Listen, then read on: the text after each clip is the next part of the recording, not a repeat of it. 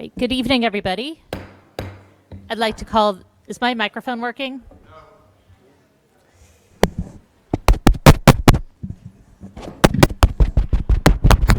Now it's working. Turn up the volume. All right. Good evening. Is it? It is working now. I hear it. Okay. Welcome to the special council meeting of October 21st, 2019, a meeting devoted to speeding issues in town. And Madam Clerk, have we met the noticing requirements for this meeting? Yes, Mayor. And please call the roll. Ms. Niedergang? Here. Mr. Cohen? Here. Ms. Crumiller? Here. Mr. Quinn? Here. Ms. Fraga? Here. Mr. Williamson? Here. Mayor Lampert? Here. And now please join me for the Pledge of Allegiance.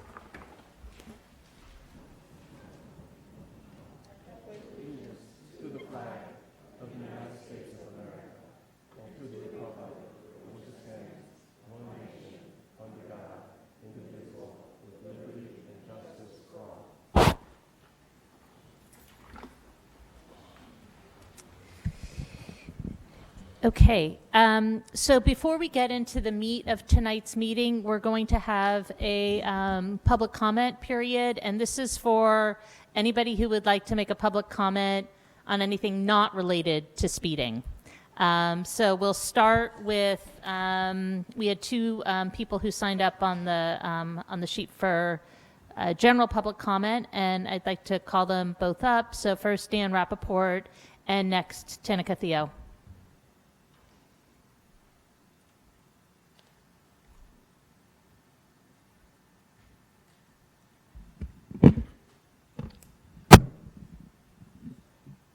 Dan Rappaport, Bun Drive. If it works better, you can just take the mic out and hold it so we can hear you. Dan Rappaport, Bun Drive. I had spoken to one of you at the January Alexander Road information meeting about something different, about being able to use the restrooms and porta-johns at our park facilities year-round. I had been told previously that they can't be used year-round because of rusting and stuff like that. And I think it's very important that people, no matter what kind of activities they're involved in, be able to have access to a restroom if they're near a park. And I fail to see what the problem is. And the person said that they would get back to me, and I'm still waiting. That's the first item. And the second item is that I've spoken to two of you about a suggestion I had for a temporary solution while Alexander Road is closed, and I haven't heard back on that either, and that was to see if the SRI roadways could be used while Alexander Road is closed, so like there would be another alternative to get into town a little bit easier. Thank you.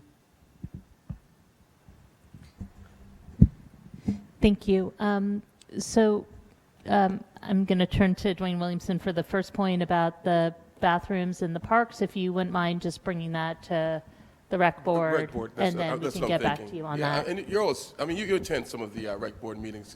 Just come again and make sure we discuss that issue at the next recreation board meeting.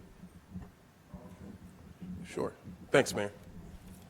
And then, Ms. Stockton, I don't mean to put you on the spot about the Sarnoff properties, but those roads technically are in West Windsor, but there's through traffic that can go through there. I don't know if at all hours of the day, or at least some of them already. I understand that there is through traffic during the workday.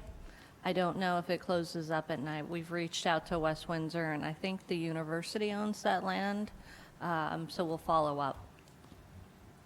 And just so everybody knows, if you haven't heard already, Alexander Road is going to be closing for the replacement of the two bridges there starting November 6th. There's a special page on the municipal website that will be updating with information, including detour routes and where you can go for more information about that. And we'll have more information in a report at our next council meeting. But you can go on the princetonnj.gov website for information. Go ahead, Danica. Me? Okay. Is it working? Okay, thank you. So I'm back. I don't have anything written this time, but previously on Where's the Climate Justice, let me just recap. I have pointed out that I strongly believe that you are not hearing the most vulnerable of your constituents, and to please do something about that, because they are the ones that are really cutting the carbon footprint in our town, and they deserve to be protected and honored. And so the second time I was here, episode 2, I apologize that you didn't like it. I could tell by your body language. And so the second time I was like, well, I'm sorry that, I made you walk around with hurt feelings for 3 weeks. And after I was done, Mayor Lampert said, oh, don't worry about it. We've already forgotten. So I sat down, but that is exactly not what I needed to hear. I don't want you to forget what I'm saying. I want you to hear what I'm saying. That's why I scrape enough courage together to stand here in front of this microphone. And so after this is episode 3.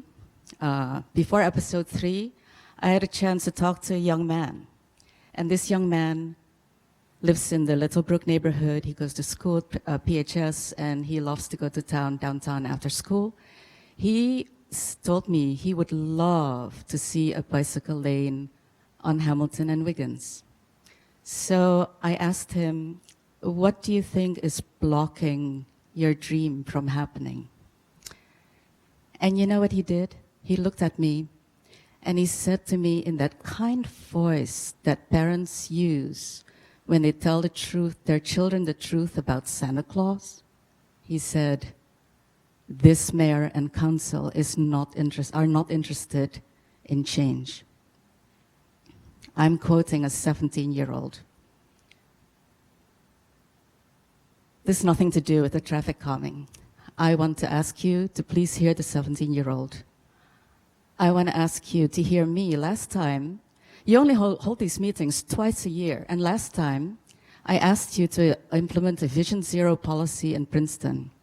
I gave some reasons.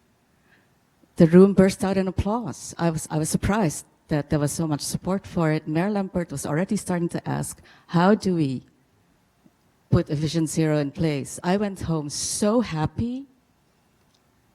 Do we have a Vision Zero? No. What happened? Am I just like shouting into the nothingness? Do you all have plugs in your ears? Do you not love the children in this town? Because your inaction threw this young man that I talked to literally under the bus, or in this case, under an SUV. He was on his bike and he got hit by an SUV right on Hamilton Avenue. What are you going to do about that? And then earlier this week, 3 different people, adults, have asked me, Tineke, why are you bothering talking to this council? And I'm like, well, for one, it's the only council we have. And for seconds, I have heard a vile rumor that you only move when somebody threatens a lawsuit or actually sues you, the town. And vulnerable people, young people, don't tend to do that. Where is the climate justice in that? So I'm standing here because there's a camera going somewhere, and I want it to be on the record so that if somebody ever sues you about this, it will be on the record that you have been warned. And when it happens, God, I hope it will never happen. But if it happens, I will be very happy to stand on the witness stand and say, yeah, I warned you.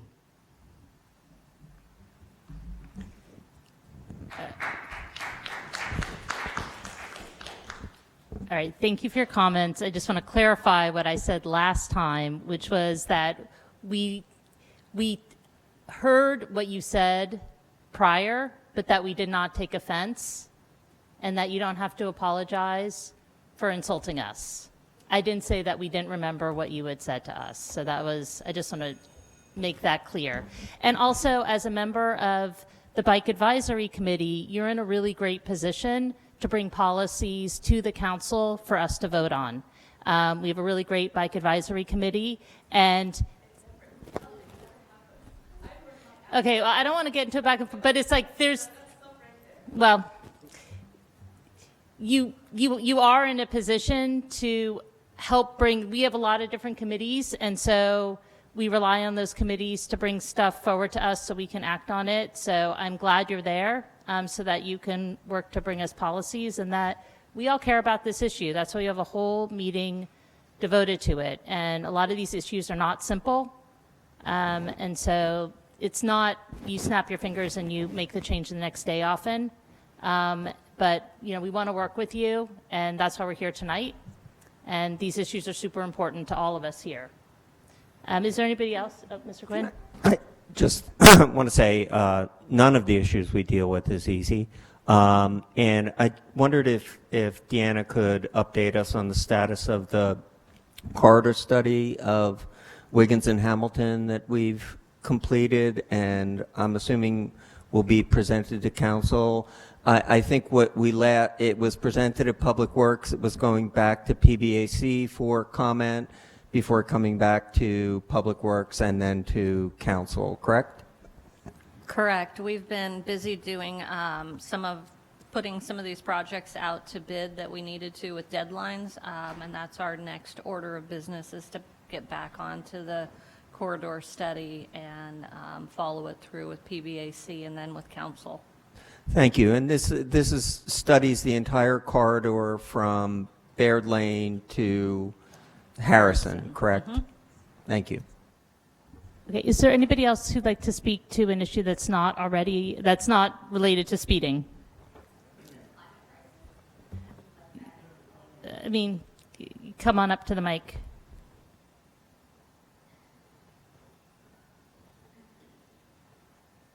You want me to state my name and address? Is that okay? Sorry, yeah, name and That's address, okay. please. That's all right. So it's Bainey Surrey. I live at 19 Chestnut Street. I am here to talk later about the traffic calming, but I do think it's inextricably interwoven into the climate crisis. And I just want to say, I'm sure most of you are familiar with Greta Thunberg's recent public speaking that has occurred, where she sort of spoke to officials. And I don't think that people don't want to be appreciative of the public service that public servants do. You're not being paid an extraordinary amount of money to serve on council or as the mayor. And I think, like Greta Thunberg said, it would be hard to assume that the leaders of the world truly understood the crisis and the science, and that they failed to act, that there would be no conclusion other than the fact that they are evil. And I don't see council as that, and I certainly don't see the mayor as that, but I do think that we're facing a crisis. The planet is on fire, and you're starting to sense a lot of frustration from a lot of people that are on the boards and are on committees and are feeling as though they are raising issues, they are bringing solutions, and they are not being heard. And I'm not sure exactly what the plan is to change that. But I do think that what you're hearing from someone is a sense of, I'm giving solutions, I'm making suggestions, and those suggestions aren't being implemented. I mean, we can look at the PEC, which the Princeton Environmental Commission, for those of you that don't know, is abbreviated to the PEC, who's supposed to be leading and guiding you, giving you direction on what it is that you need to do. And you can look at their waste memo from 2014. We're now in 2019, and none of those suggestions were implemented. And the chair of that department is no longer engaged in the community. And tonight, when I was coming to this meeting, I reached out to several people that I think are engaged and aware and committed citizens to urge them to come to the meeting. And they did not want to come. And these are people that have been a part of committees. And they are feeling frustrated and unheard. And I don't believe that that is what council wants. I do think that you want to take into account the information and solutions that residents are willing to offer, but we really need to take some action to try to create awareness and to try to implement solutions that are going to be effective. And what happens all too often, unfortunately, is the squeaky wheel gets the oil. And unless we come in, fill this room with tons of people, action doesn't take place. We are now not on the list of the 85 plus towns in New Jersey that have passed a bag ordinance. When we came with that bag ordinance, we were going to be the first town in New Jersey. And when I went to the Plastics Free conference and had to sit there and listen to town after town after town after town that had passed this ordinance, Anjek said to our PEC chair, you know what, Princeton got the party started. So we're getting the party started, but we're not getting the work done. And it is frustrating for people to put hours and hours of their energy and attention into issues that are not being acknowledged. And I'll say it again, the planet is on fire. And when you're facing a situation of extreme urgency, you need to act. And I firmly believe that we are blessed beyond measure to have the kind of intelligence that we have in our community. You can be bold and you can be courageous because the science is behind you. The numbers don't lie. That's it.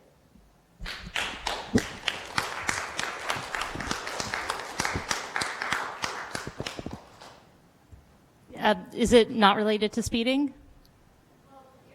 You have to come speak at the mic. No, my issue is not speeding.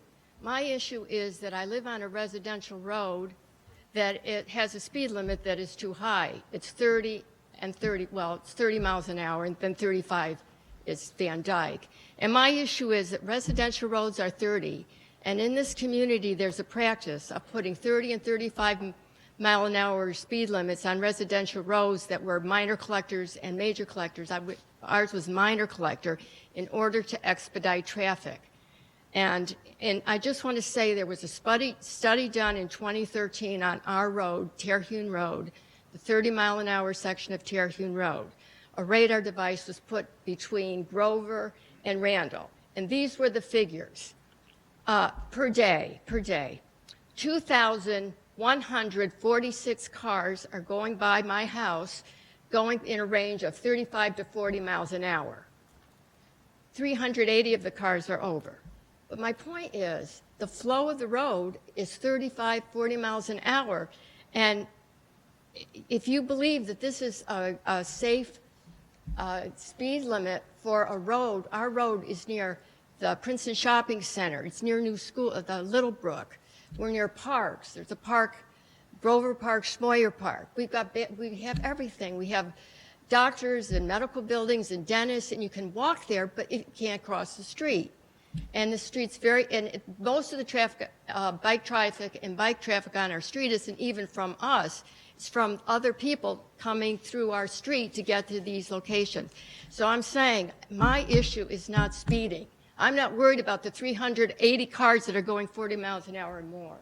But I'm worried about these cars that are going 35 and 40 a day, 2,146 a day. And this is the road kids cross to Littlebrook, to the charter school. And I've just seen things on this road that are very scary. And I think people ought to consider not putting 30 and 35 on residential roads. And I do think it spreads throughout the community, and so it infects the whole community with with speeding. Thank you. Okay, thank you. Is there Could anybody you else? please state your name, please? Excuse me. Sorry. Carolyn Barnshaw. Thank you. Is there anybody else who'd like to speak on a topic that's not already on the agenda? Okay, seeing no one, we'll close that public comment. We have more public comment related to speeding later on in the agenda. I would like to say before handing it over to Council President Krumiller that we do have a special work session tonight on speeding, and the purpose of tonight's meeting is not so much to focus on particular individual streets, but to help form a policy for the whole entire town. And we recognize that speeding is a huge problem in town, and it affects everyone's quality of life. And we want to get your ideas, and we want to put a plan in place so we can start implementing things. And I think one of the sad facts, even though it's hard to believe, is that when the police keep track of who they're pulling over for speeding, the highest percentage of people that they're pulling over for speeding is us. So the people speeding in your neighborhood, the majority of them are your neighbors, and probably on occasion you. And so part of this is how do we change our own behavior? Part of it is how do we change how our roads are built, the engineering of the roads, so that there's cues for us to slow down, and there might be other things about the road that force us to slow down, and also what do we do with the enforcement side. So those will be the topics tonight, and with that I want to turn it over to Councilwoman Krumiller, Council President. Thank you. This meeting is for the council to discuss speeding and to hear from the public about speeding, like Liz just said. But it's also about last year's council decision to reverse a moratorium on vertical impediments in the road to slow down speeding. In other words, speed humps and things like that. Our ad hoc group was tasked with coming up with a plan for where these types of traffic calming devices should be located. After speaking with emergency responders and our public works staff, we recommended that speed humps, speed cushions, raised crosswalks, and raised intersections be considered. Although there are many other types of traffic calming, like narrowing lanes and bump outs, raised impediments in the road are the most effective at slowing speeds, and that's what we get the most requests for, and that's really what we're thinking of with the traffic calming plan. Our engineering professionals are all expert on traffic calming, and I want to thank Deanna Stockton, Tejal Patel, and Jack West for their work on this, along with Eve Niedergang, and I think she might want to say a few words before we start too. And Chief Sutter and Sergeant Murray have been instrumental in coming up with this plan also. So I don't know if you want to add to that, Neat. I'll just say briefly, last year when I was running for what brings me to really to want to do this and to have everyone on council here to talk with you and to hear your ideas is that this is one of the most frequent complaints. When I was going door to door as I was running for office, over and over again, it was the speed that people were doing on our streets. And as you'll see from the presentations that we'll be getting from both Jenny's husband, John Krumiller, and from Police Chief Sutter, like this is not an illusion, like people are speeding more, and we'll talk a little bit about why that may be the case, although not every time you feel someone is speeding, are they speeding, because if you're on a narrow road and it's a school bus, they may seem to go faster than they are. But I think that we're all, as the mayor was saying, we're all affected by this quality of life issue. And I'm just really thrilled that we're devoting an evening to talking about this issue and to hearing your ideas about, different solutions that we can do. And again, as the mayor said, how do we change the culture? We've seen the problem and it's us, right? So how do we change that culture so that we all respect the rules? Thanks.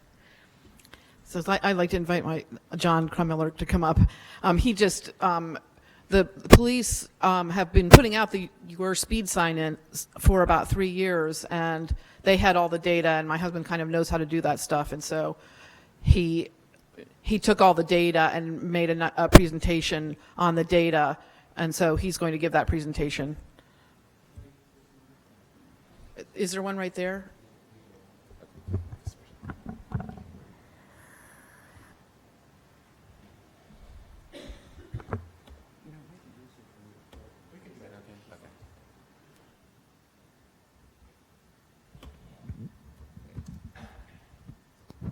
Hello? Great, okay.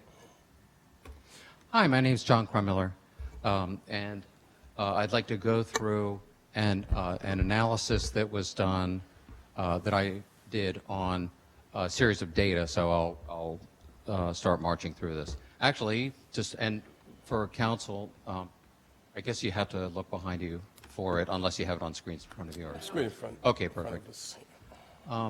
And even on the intro slide, you can see information that, in fact, within the speed limit, 61% of all measurements over the last 2 years, 2018, 2019, year to date, were within the speed limit. Other were above that. But let's drill into that a little bit. And to drill into it, I'll very briefly describe the sources of the data, just as a quick flyby, so you can see where the data is coming from. And then focus on violations, especially of 11 plus miles per hour over the speed limit. And then look at a few other things that are of interest.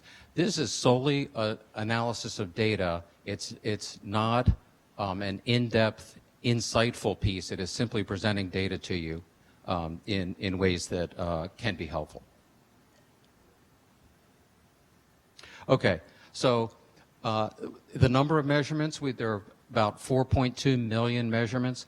You've all seen the mobile speed monitoring signs.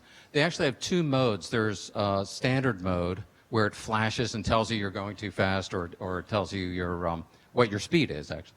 And there's ghost mode, and you've probably seen that too, where it is not actively displaying your speed. It is still capturing your speed and monitoring it and doing multiple observations on your car as you move along the road. Okay, so about 4.2, over 4.2 million. You can see the streets that the mobile speed monitoring signs were on. I have them listed here. And there were a total of 4,660 street days. So for instance, if a mobile device was on Dodds Lane, for instance, on capturing for 2 separate days, that's 2 street days, and there were a total of 4,660 street days over these 3 years. The traffic data is recorded. It's exported and comes as Excel files. I grabbed all those Excel files, put them into a database, then cleaned them. Now, cleaning the data simply meant removing erroneous data. There was no interpretation, and there was no changing of any data. But for instance, there were some alternate spellings of the same street. And so those were collapsed together into the same street. There were actually, out of those I mentioned 4,660, there were 309 street days that had invalid data that was internally inconsistent, so I removed that. Also augmented simply with geolocating information. Now, one point is, the machines didn't specify their exact GPS location, so I could only estimate where they were on the street unless an intersection was given. Okay, then I wrote database queries that validate and summarize, as we'll take a look at in a minute, and then results copied to Excel for reporting. Okay, so here is just pure data coming out. This is 2018, 2019. And it shows, basically yellow means not very good, and pinkish red means not very good at all, pretty bad. So these are the main, I don't want to say culprits, but these are the main places in town where speeding is of the highest percentage. Now, there are 1 or 2 streets that had very low volumes that showed up in this. I took them out of here, even though they're present in an appendix, because why mix Elm Road with, thousands and thousands of cars with a road that only had a dozen cars? It wouldn't be as helpful. So Elm Road had over 10% of its cars traveling were 11 plus, and you can see from the graph it marches down in order of total violations. So there's the yellow; it's labeled with a percentage of observations that were over the speed limit by 11 to 15. The pinkish is 16 and up, and then above that I put the total. Okay, so these are the main places where speeding is occurring on a kind of the 11 plus basis. Where are these places? They're not grouped in any place. It's really the places you would expect, but it's the long straightaway places, Elm Road, Mountain Avenue, 206, Snowden, South Harrison, the places that come to mind as you drive around town, and the data shows that. Those are the red push pins I was calling out. The orange push pins are 3 to 5% of the observations are 11 plus or higher, and then the yellow push pins are 1 to 3% of the observations are 11 plus or higher. Okay. 2017, 2018, and 2019 year to date. Green is good, yellow is not good, red is definitely not good. But the percentages show that there has been somewhat of an erosion in terms of meeting the standard of the speed limit. So it went from 68% in 2017 to 5% down to 55%. Well, now, granted, that's year to date, but there are quite a few observations, so obviously it's statistically, significant. And each category of violation ticked up slightly. Now, I'm not making any insightful kind of hypotheses or conclusions out of this. This is simply the data. Okay. Okay, this is that same data, but just on the very top levels of violation. And so it's a little exaggerated, but it's exaggerated to show you that that effect is real. So 2017, 2018, 2019, same percentages, but just the yellow and the red portions of it. Okay. I did a few other things, violations by month, which really wasn't as helpful as I thought it would be. It almost looked as though it was related to the number of days in the month, and it's not at all. It's simply a percentages by month. But, I don't know why it was lower in June and higher in July, or why it was higher in October and November. This slide, to me, isn't all that helpful because it would need more analysis to determine what those trends are. But a flip side is days of the week. So yes, speeding does tick up on the weekends. Interestingly, Monday, I guess everybody's zooming around a little, and then it settles down, and then it ticks back up for Saturday, Sunday. This has millions of observations over the 2018, 2019. So, significant in and of itself. Okay, there were the mobile machines provide several different measurements. The most useful ones, and the ones that all those slides are based on, are buckets, 0 to 10 miles per hour, 10 to 15, et cetera. And then using speed limits, I can say this is how much it is over. But there's another type of measurement it's giving, which is by the half hour, and it doesn't give buckets. It simply gives whether it's a violation or not. And so this may not be as helpful, except that it's interesting to see that there are more violations 4, 5, 6 a.m. than any other time of the day. And then it stabilizes, goes down at dusk and, thereabouts, and then picks back up again. I had done a previous study asking the question, like, what happens when the bars close in town? Is that an effect? Actually, that wasn't really an effect, which was surprising, but okay, anyway. And then I mentioned the visibility modes, the ghost mode and visible mode. Not really a surprise. And in a prior study, those lines had intersected. That was due to those 309 street days of invalid data. And once those are pulled out, it actually comes out as one would expect. When there's ghost mode, it detects a higher rate of violation than when you actually see your speed in front of you flashing. That was true for every hour of the day. Just an acknowledgement to finish up. I'd like to acknowledge Sergeant Kelly, who was instrumental in providing information and guidance for the traffic analysis, and Lieutenant Jeff Maurer, who I believe might not be with traffic safety at this point, but certainly was extremely helpful. Just a note, and it was on the sheet, this was on a volunteer basis without compensation. I think I was volunteered for it. But it was obviously very important with the safety aspect, and so I'm glad to be able to provide some assistance. Thank you. Any questions? Yes. So just one wrap up is there are also 2 appendix slides with each street that they had it on, and so you can probably get these somewhere, and if you're interested in your street and your street had a mobile device on it, then you can see the rates for it. It's on the website with the agenda materials. Are there any questions from council for Mr. Cromwell?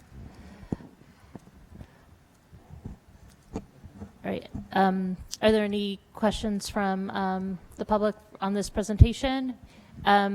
You have to come up to the front and speak into the microphone, so your question gets heard by everybody.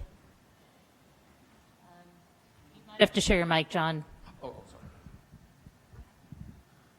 I'm not aware for the years 2017 through 2019 if the speed limit changed on any street in town, but if you know that it did change and it dropped, I'm sure, did the pattern of speeding change with the lowering of the speed limit?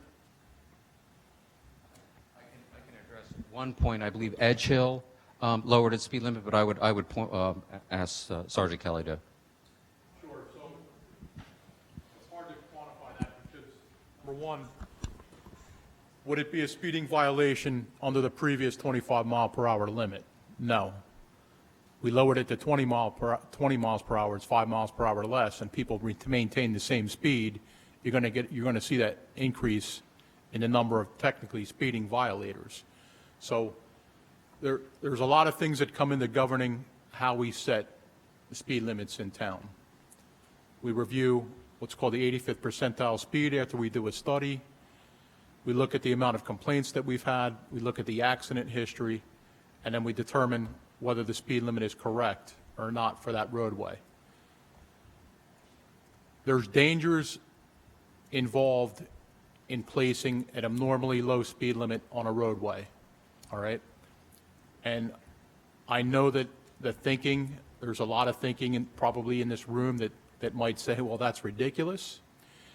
However, if you've done my job and you've been in it for the amount of time that I'm in, I have my own interpretation, which the majority of the police department shares as to what's taking place in town. And the information that Mr. Crumiller just presented will support that theory, which I'll be more than happy to explain later. Is there a speeding problem in Princeton? Yes, there is. Is it the direct result of a major volume problem in a town that was not designed to handle the amount of traffic that we have? 100%. That is the root of your problem right now. And now that your memories are fresh, if you saw those pinpoint locations in town where we had the most excessive speeding, I would refer to those as escape routes, all right? Those are where people finally hit an area where they have not been held up because of volume. And once they hit that area, they see opportunity to make up for lost time. And that is exactly what is happening on these roadways. So I mention that because if we unnecessarily hold up and delay people on a certain street by setting a speed limit that is too low, that transfers the problem elsewhere. And it makes for a worse end result in the long run. And I've seen that over the course of my 12-plus years as traffic safety officer for not only the current department, but the Princeton Township Police Department. So The other thing is that perception sometimes differs from reality. There's a number of streets on these lists where people say, people do 50 and 60 miles an hour up my street. I get it. I live in a residential neighborhood too. I once had small kids. I can guarantee you that I've shared the same concerns as you. And I share them currently in my position as traffic safety officer. So I'm the one that has to go out and investigate the very bad, serious, and fatal motor vehicle accidents. But to blanket everything and say that we're going to make every street in Princeton 25 miles an hour, we're going to pay the price in the long run. Trust me on that one. So to answer your question, we look very long and hard at the speed limits on the roadways. And there's been some very tough decisions in the past. Do we give in to the pressure and give what a few residents want to satisfy them? Or do we do what is right and just for the entire community? Because the problem with traffic safety is there's very few solutions to a problem. There's management of it, but pure solutions are very limited, especially in the situations that we have in town with volume. So when I make a decision, I have to keep in mind how it's going to affect the rest of the town as well. Does that answer your question? Thank you. The other question is, if you look at it year by year, about how many streets account for the majority of the speeding violations? That's a hard one to answer because the mobile devices were only put on some streets. They couldn't put them on all streets all over the place. So it's impossible to give that percentage. So if I could just add to that, because it's an opportune time, if you feel the need for one of the we call them mobile speed monitoring signs. If you feel the need to have one of those present on your street, I welcome you to call me and request the same, because our deployments are actually driven by primarily 3 different criteria. One is the 2015 through 2018 Princeton Police Department strategic plan, which basically directs us to concentrate on the top 10 accident areas in town. If we determine that speeding is a contributing factor to those, we try to keep those signs on a constant basis rotating on those streets. The other thing that drives it is residential complaints and expressed concerns. And the third thing that drives it is for us to be able to determine whether a speeding complaint is actually based in reality or it's based in perception. Thank you. Is there anybody else who has questions for John? I want to thank you for this. Is really helpful. And I guess just as another caveat about the data, it's not a scientific survey. I mean, it's great to have the analysis of the data we've collected, but I think it's important for people to realize those signs went on streets because they requested for those streets because there was potentially a speeding problem. And then on the flip side, when there's a sign there, you think that it probably has some impact on slowing people down. So I think we just have to take the data with a grain of salt, but your analysis is really helpful and I think paints a pretty powerful picture. So thank you. Are there any other final questions from council? All right. Thank you. So thank you. Yeah, thanks. So, I just wanted to, before Chief Sutter speaks, I want to acknowledge the Traffic Safety Committee, and especially someone here, Bob Altman, is on that committee, and he has been instrumental in this also. And Chief Sutter is going to talk about the procedures and who to talk to if you want help with your street or if you think there's a speeding problem. So part of it is the Traffic Safety Committee. I just wanted to acknowledge Bob.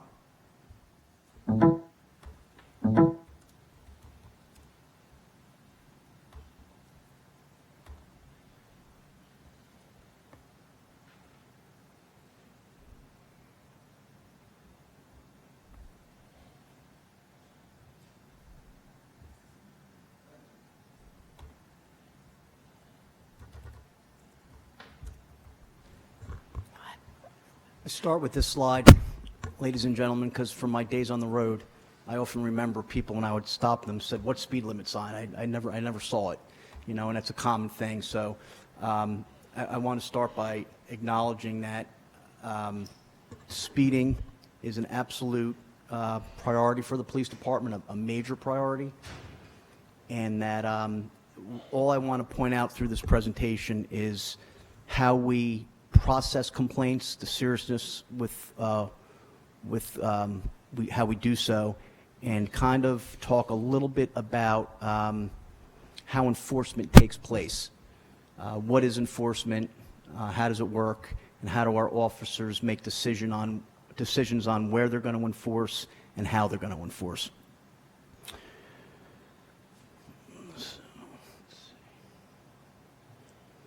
So first, I just want to go over how do you make a complaint to the police department about traffic-related issues. So, and this is kind of rudimentary, but I just wanted to make sure we express this.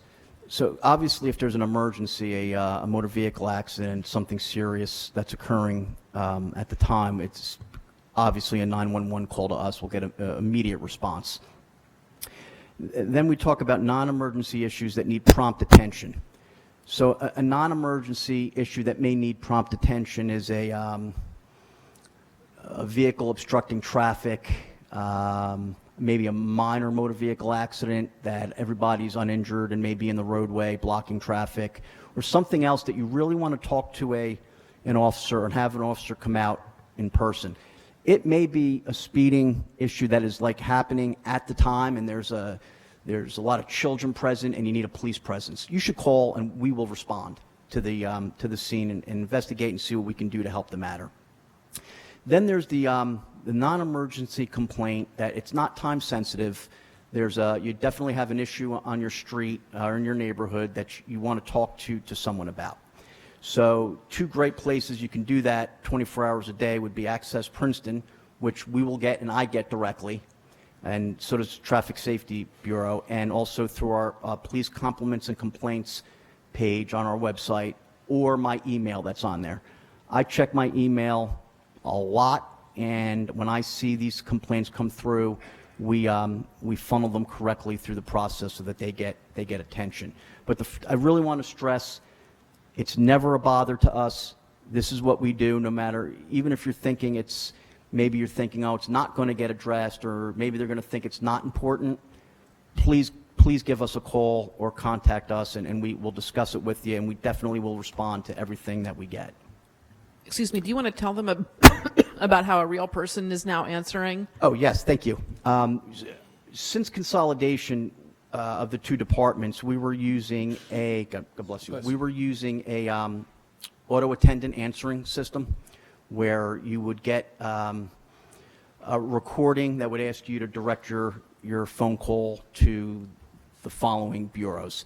We were having a lot of problems and complaints about people not knowing exactly where they should go, and also depending on the time of day, after hours, it might not get to a live person. We've worked out a process to kind of transition, and we have completely transitioned to stopping that process. You will now get a live person in our dispatch center. So you will get a dispatcher where 911 comes and where police are dispatched from. So if you have a problem, you will get an immediate response from there, and the messages, even after hours, will get directed the way that they need to be directed, as opposed to going through the auto attendant and having to wait. So again, just briefly, what we're looking at here is just an example of a screen in which all our officers in our computer-aided dispatch and records management system will look at before their shift. Anytime a complaint comes into the department, it may come to an officer on the street that a resident runs into and says, hey, I really have a problem on Mercer Street, and there's a lot of speeding between this time. That officer from his patrol car or her patrol car will enter this information directly into the system, so everybody will receive it at that time, and it'll be logged in there. Every shift, our patrol supervisors will go through this log and direct patrol. This is one way that it comes in. So we're putting complaints in here from all different ways that we receive them. These are being synthesized through traffic safety as well to look at, and I'll get into that on researching and looking at specifics that Mr. Crummiller just brought up to specify the best times for us to basically target an area where the speeding problem is most prevalent. But what I want to stress here is that every complaint comes in, gets recorded, and gets action. And every shift looks at this and directs a patrol there. And I'll talk about how those directed patrols work in a minute. This is kind of what we just went through, but this is just an example. From the information that we receive from our speed capturing devices, Sergeant Murray puts together a report that's disseminated through the department, and he puts out the areas that had most recently come in as complaints and where the speed signs are being deployed and for how long and when they were retrieved. This is an example, kind of what we just saw, of how the information that we receive from the speed signs are captured and distributed to our patrol sergeants, so our patrol sergeants can target the exact times and areas and locations that the speeding is most prevalently occurring. So, for instance, we probably won't do a directed patrol on a street at 3 o'clock in the morning that doesn't see a vehicle for between 3 and 6, but that same street may have a definite problem at 6 o'clock in the morning. So we want to use our resources wisely and target the times and areas that will get the most benefit to the public. This is just a snapshot of our records management system. What this is traffic enforcement radar details that were conducted as to the date that I did this, which was, I guess, last week. And what you can see on here, it's kind of hard to see, but we conducted already up to this point 1,344 directed patrols. I'll explain what that means in a minute. That's 1,344 times that an officer was directed to a problem area by a supervisor to target specifically speeding. You could probably, directed patrol, let me explain this first. An officer's time during a shift is directed and undirected. Directed is things that a officer maybe get called to, calls for service, things that we have to respond to during the shift. Then there's things that we have to do administratively, like report writing and things like that. That's all directed. Undirected, and also what a supervisor assigns someone to, that would be directed. Undirected is all the other time that the officer can use his or her discretion to do different types of enforcements. It's when you see an officer driving down the street and may, see a young child wearing a bike helmet and will talk to them. Or that officer may go and choose to do speeding enforcement or pedestrian violations. What we try to do with that, I'll talk about that undirected time first, is we've tried to develop a culture in which we, through strategic planning and through training, where our officers recognize, hey, these are the problems that we're getting complaints about. And in my, I'll call it spare time or undirected time, I should spend time in these areas. So that's in addition to this. So there could be maybe 3 times as much enforcement that's taking place that's undirected in an officer's day.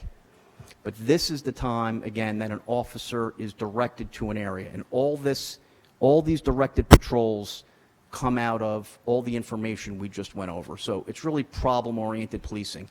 We're not allowing officers to go sit in an area that, I don't want to say productive, but isn't experiencing a current problem where time is not going to be spent usefully. So we're trying to do this. That's why I invite our residents to engage us, tell us what the problems are and where the problems are so we can respond to them and use our resources wisely.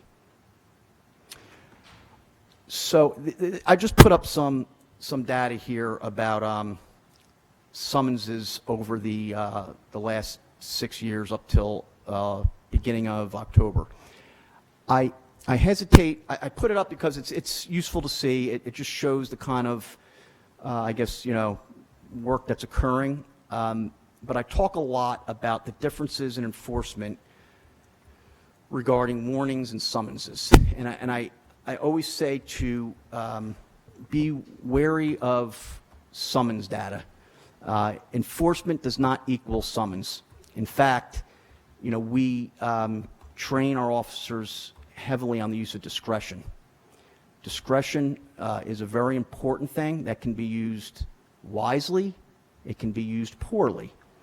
And we try to train and to a point control the way discretion is used. But ultimately that discretion is going to be left up to the individual officer. But when we talk about discretion, we talk about things like the severity of the offense, the repetitiveness of the offense by the violator, and also in the area. So if this is an area where we know that speeding over 15 miles an hour is happening regularly and constantly and is creating a safety hazard, that may influence somebody's discretion. But we also know that, by law, we're not allowed to tell an officer, you must write tickets in this area or you must issue this amount of tickets, and we don't. But what we do talk about is proactive enforcement. So by directing patrols and occupying officer time with these directed patrols, what we're basically producing is an officer being present in an area, which is in itself a mitigating factor, and then conducting motor vehicle stops on violators, which in my opinion, in of itself, is a deterrent to speeding. When you drive by an officer that has a vehicle stopped on the side of the road, and my children still say it to me now, Daddy, that person's getting a ticket. You automatically assume that, somebody's getting a motor vehicle ticket. And that may or may not be true, but what you're actually saying is the officer somebody pulled over, most likely for a violation that occurred, and I better pay attention. And that's kind of how in the most simplistic form, how I look at that. I ask our officers to be present and proactive. So when I talk about proactivity, we've been averaging about 8,000 to 9,000 motor vehicle stops in a year, which, and that's been pretty consistent since 2013. I will say that we issue a lot of warnings, and we've talked about that at council. And in my opinion, I have to say, and we talk about it, but I've talked to our officers about it. I'm confident that they understand discretion and exercise that discretion as well. I don't see, because I do get these complaints occasionally that we're heavy-handed or that we over-enforce. I don't see that. I don't feel that way at all based on what I review regularly. But what I do see is that our officers take the complaints seriously. The culture of the department, which is so important, recognizes traffic safety, speeding, and other traffic safety issues as a concern and a problem in our community. And to me, that's of utmost importance, and I know that they recognize it that way. And that comes out in the type of activity we're seeing with regard to their enforcement measures and proactivity in the community. So in short, I just wanted to hopefully let everyone know that these things are definitely being addressed and that they're a priority for us.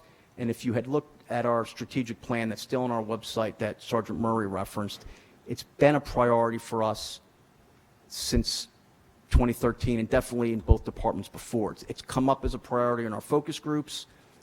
The mayor and council have recognized it as a priority, and the department recognizes it as a priority.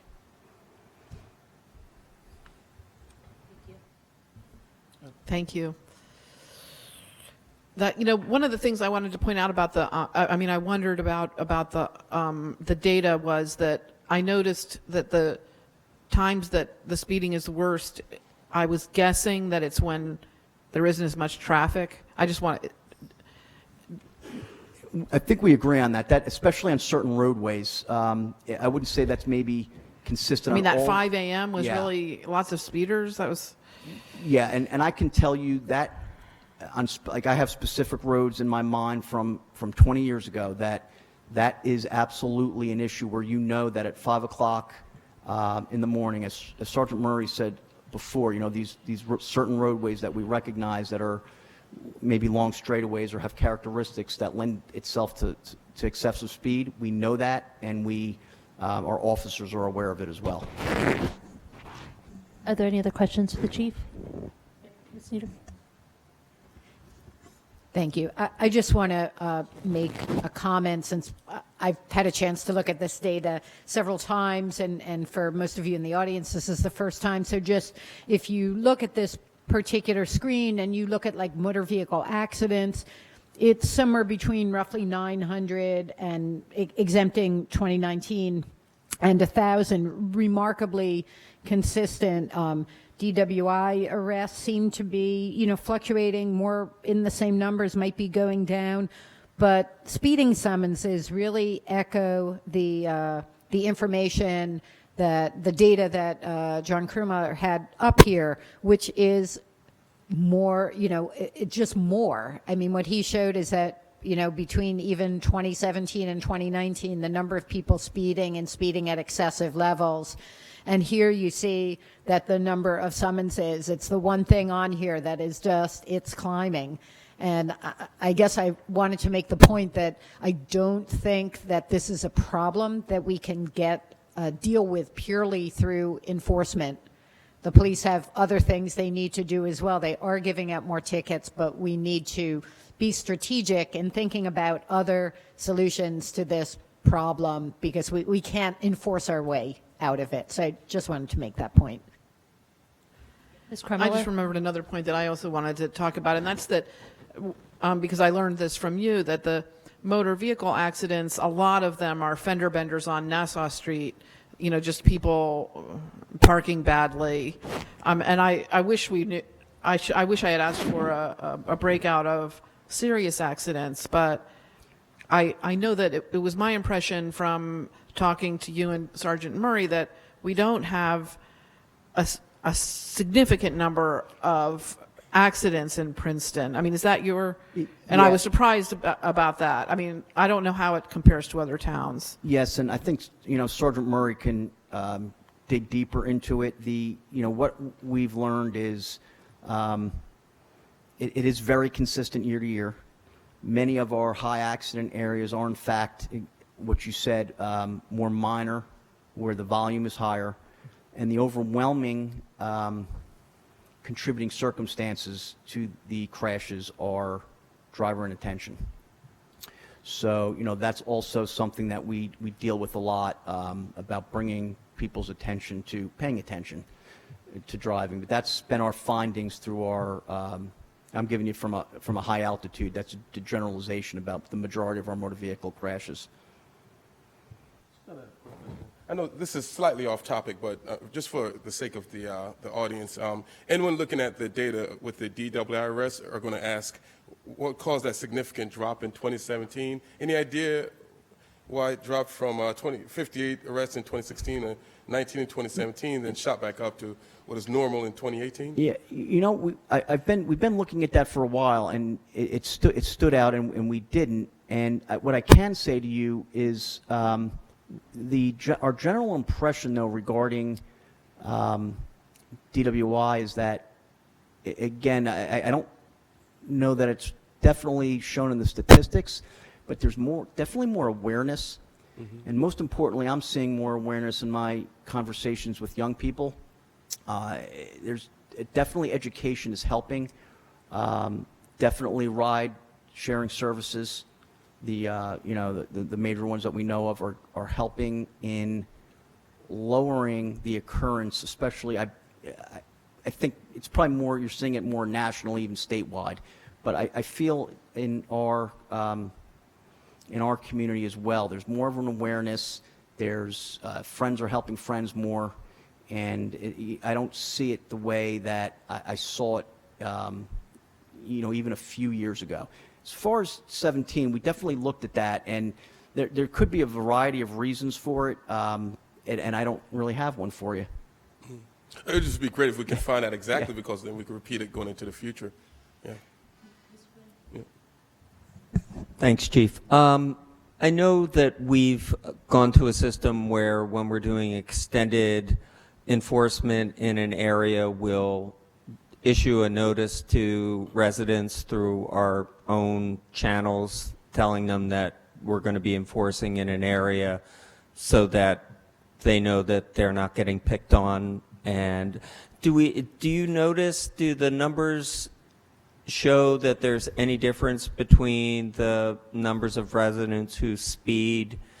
Is the message getting across to people that we're going to be enforcing in this area on Harrison? I guess I can answer that two ways.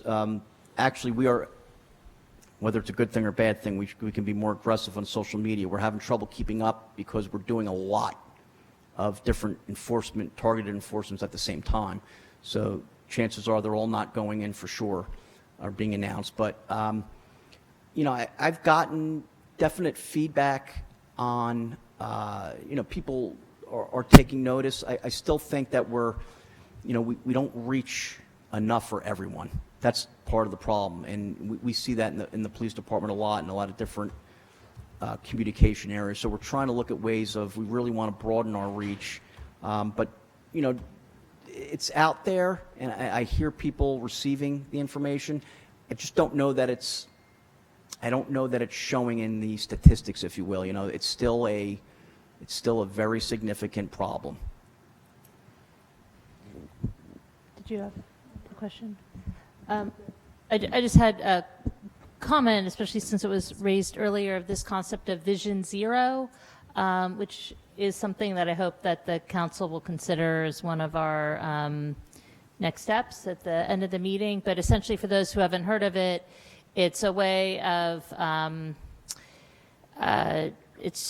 it's a way of thinking about road design, especially to say there should be 0 fatalities, and that's Vision Zero.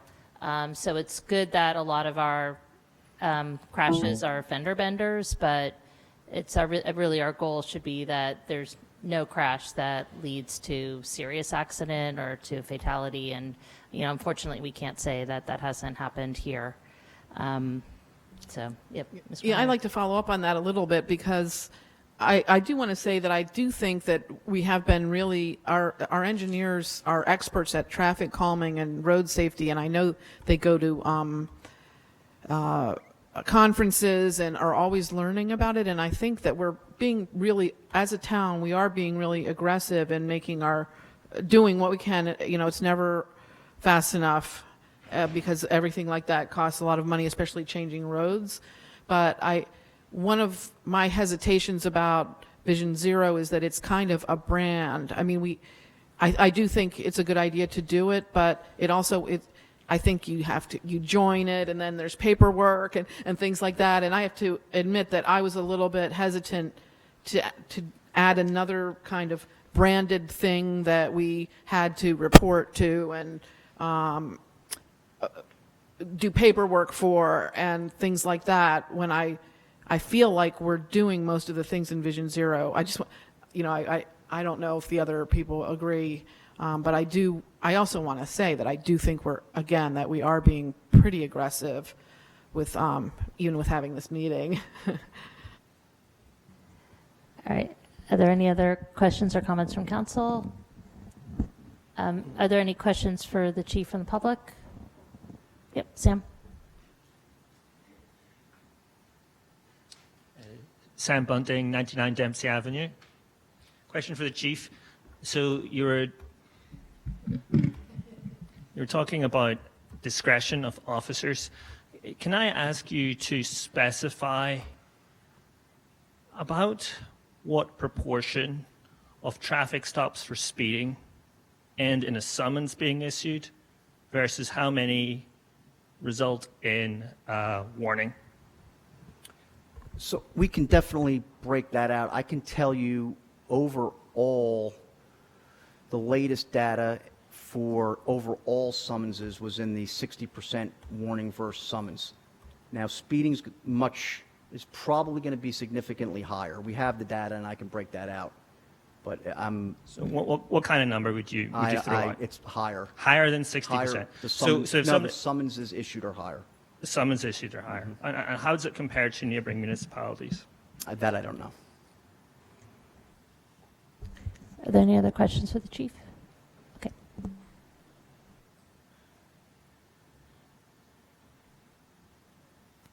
Hi there. Brian Rosner, manager of Princeton Running Company. With the coming road closure on Alexander, Can you speak up and say your name? Sorry. Brian Rosner, manager, Princeton Running Company. With the closure of Alexander Road, I'm expecting that you guys are going to see a lot more pedestrian traffic on Washington Road and on Harrison, a lot more cyclist traffic. I've seen that intersection of the towpath in Washington as being dangerous for years, especially with cars coming downhill toward the towpath doing 50 miles an hour with not much in the way of signage. Thankfully, the lights are there now, but I just was curious if you have a stepped-up enforcement plan for that area in mind, or if it's something that's being considered to either lower the speed limit there. I feel like it's a disaster waiting to happen over the next couple of months. So excellent question. I run that area, so I'm familiar with it, and I agree. We just spoke about this today at a press conference that we held regarding the closure. So absolutely, that's an issue. We will absolutely look at it and address it and make sure that we have presence out there with regard to the officers being present in enforcement. Thank you.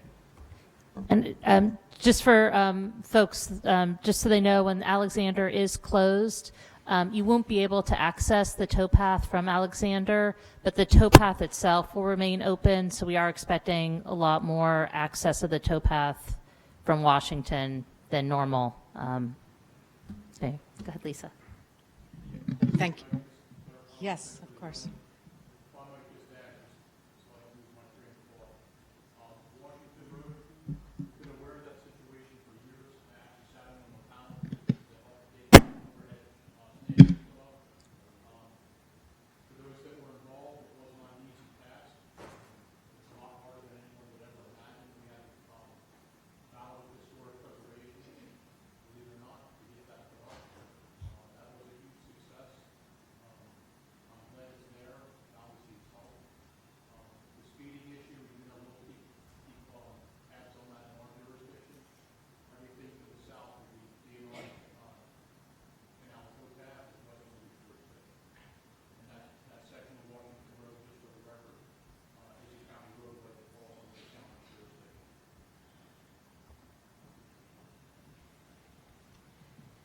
Lisa Sariasol.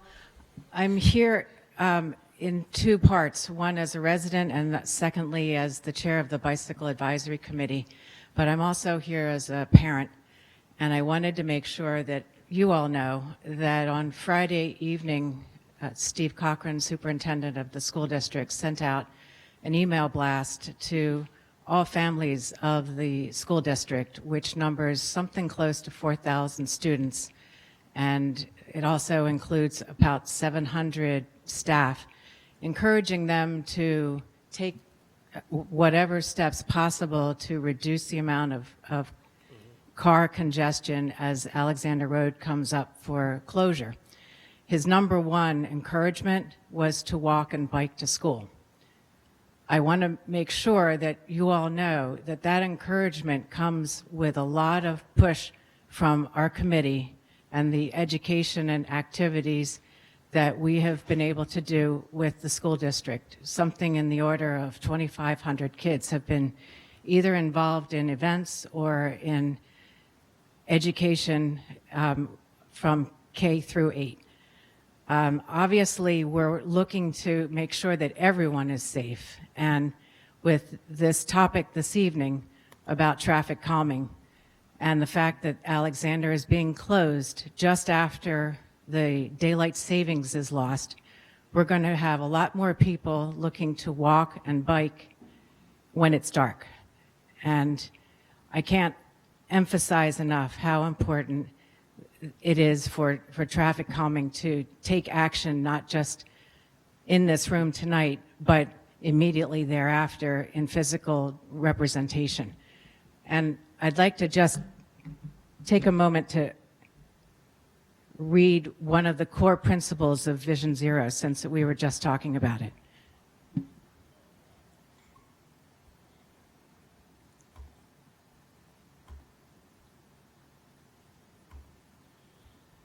A core principle of the vision is that life and health can never be exchanged for other benefits within the society, rather than the more conventional comparison between costs and benefits, where a monetary value is placed on life and health, and then that value is used to decide how much money to spend on a road network towards the benefit of decreasing how much risk. Thank you.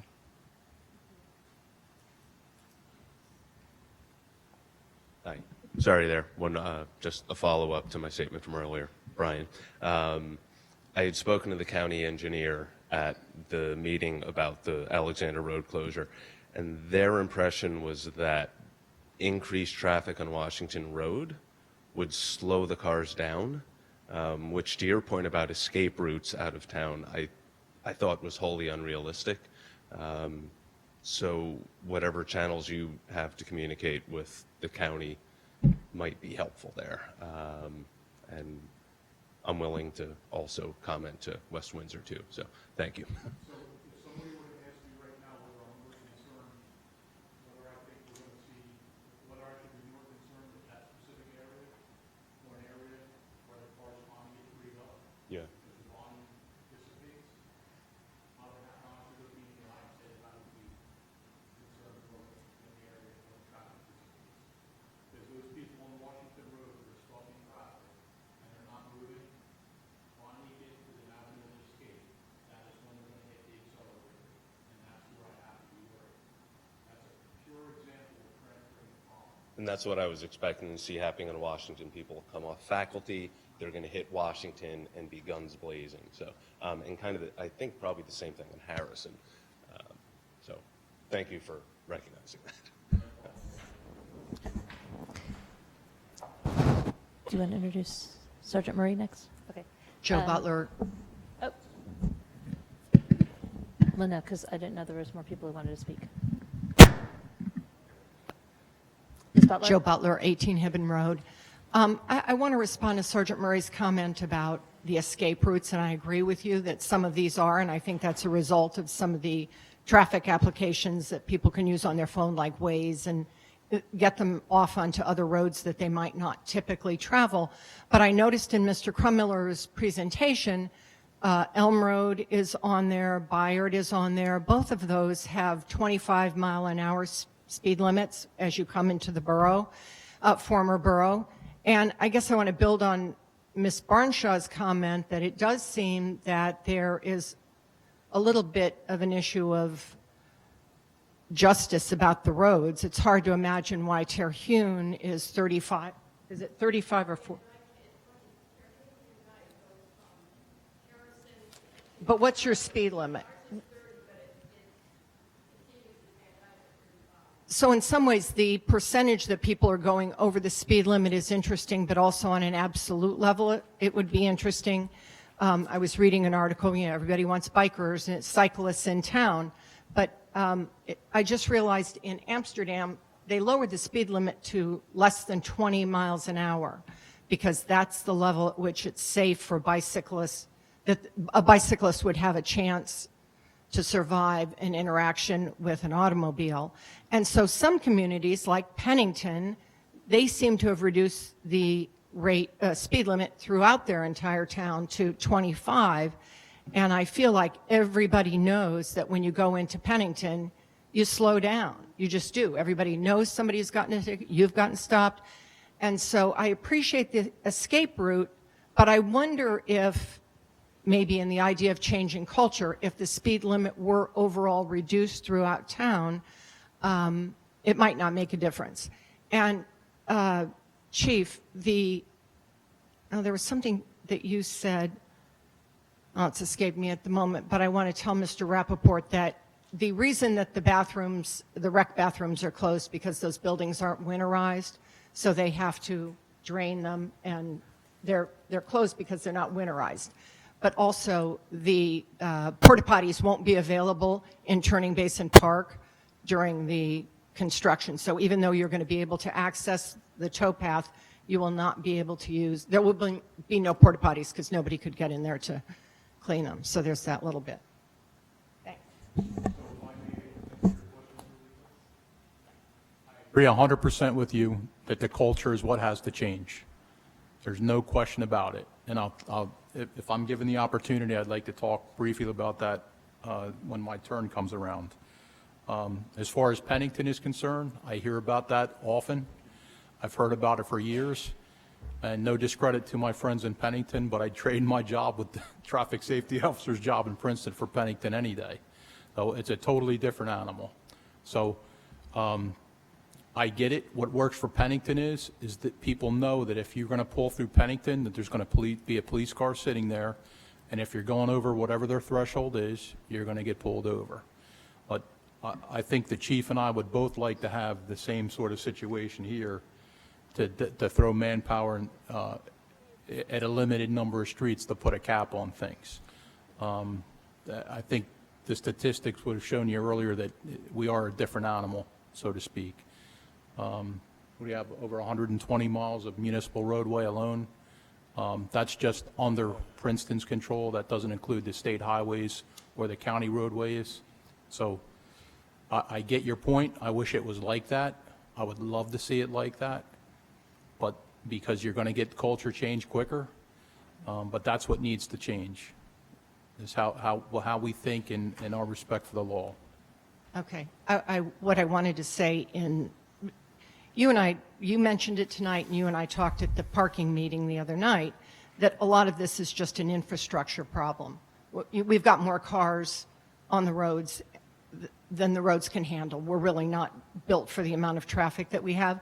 So I think when you look at the speeding problem, it's no surprise to anybody who spends time in town that the infractions have increased over time. It's just obvious when you walk around. But not only speeding, but rolling through stop signs, running yellows. People in town really run yellows in a way that they didn't before, and it's really dangerous for pedestrians and other people. But also rolling through U-turns, I think I see more frequently. So I think there are a number of traffic violations that go hand in hand, really, with the fundamental problem of too many cars in a too small space. So I think now it is your turn, Sergeant Murray. I'm sorry? I think it is your turn now Well, on the thank you. agenda. So I want to apologize for advance because I'm probably going to be jumping around a little bit because I've been doing nothing but take notes since we started here tonight. I want to make sure we cover everything. The first thing is that whenever we deal with a traffic safety issue, we look at it from three different approaches and what they call the 3 E's. That's education, engineering, and enforcement. So we made a big move when the municipality decided to budget for and purchase these mobile speed signs. The main purpose behind that was that we could educate the motorists, the responsible motorists that perhaps aren't paying attention for whatever reason and are exceeding the speed limit by a minimal amount of miles per hour with really no intent to speed, all right?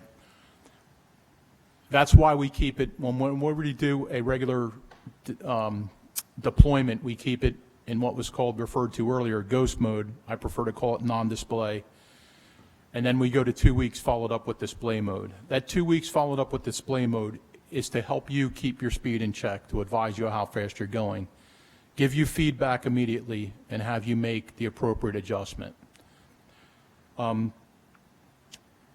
Then we work with the engineering department. Whenever we have a problem, especially in the form of motor vehicle accidents, we look at it and we say, what's going on here? What are the contributing factors? And if there's a lack of a proper engineering control, we identify it and we work to getting something changed or installed. Things that worked in the past, 20, 30 years ago may not work anymore, primarily because of the volume or the increased number of potential conflicts between motor vehicles and/or motor vehicles and pedestrians and/or motor vehicles and bicyclists. The third area that used to work a lot more effective than it does now is enforcement. I would agree with the chief's assessment. I don't think that the Princeton Police Department is heavy-handed at all. In fact, if you were to ask me right now, and the chief would tell you this is true, I've asked for more summonses than warnings because I honestly don't believe that the warnings hold the weight that they did when I first joined this police department. The other thing that a lot of people don't realize is that the police departments across the state of New Jersey were dealt a major blow years ago when the legislature decided to adopt a new Title 39 motor vehicle law called unsafe operation. And I don't know how many people know about that or not, but long story short, an unsafe operation charge is able to be exercised 3 times before you really feel the sting of a motor vehicle violation. So there once was a day when I first started that when you wrote somebody a speeding ticket, you either got a 2-point ticket or a 4-point ticket, depending on how fast you were traveling over the posted speed limit. With the advent of unsafe operation, you basically pay X number of dollars to be released from that point fine. So your insurance rates don't go up, and they're really, if you're financially sound and you have the money in your bank account to pay, you basically get 3 free passes on speeding. That dealt the police departments, and especially this police department, a major blow. And it's something that we have to deal with, we've been trying to deal with, and I think we've done a good job at it so far. We haven't compromised our level of discretion with motorists. I firmly believe that people do make mistakes. I make plenty of them myself.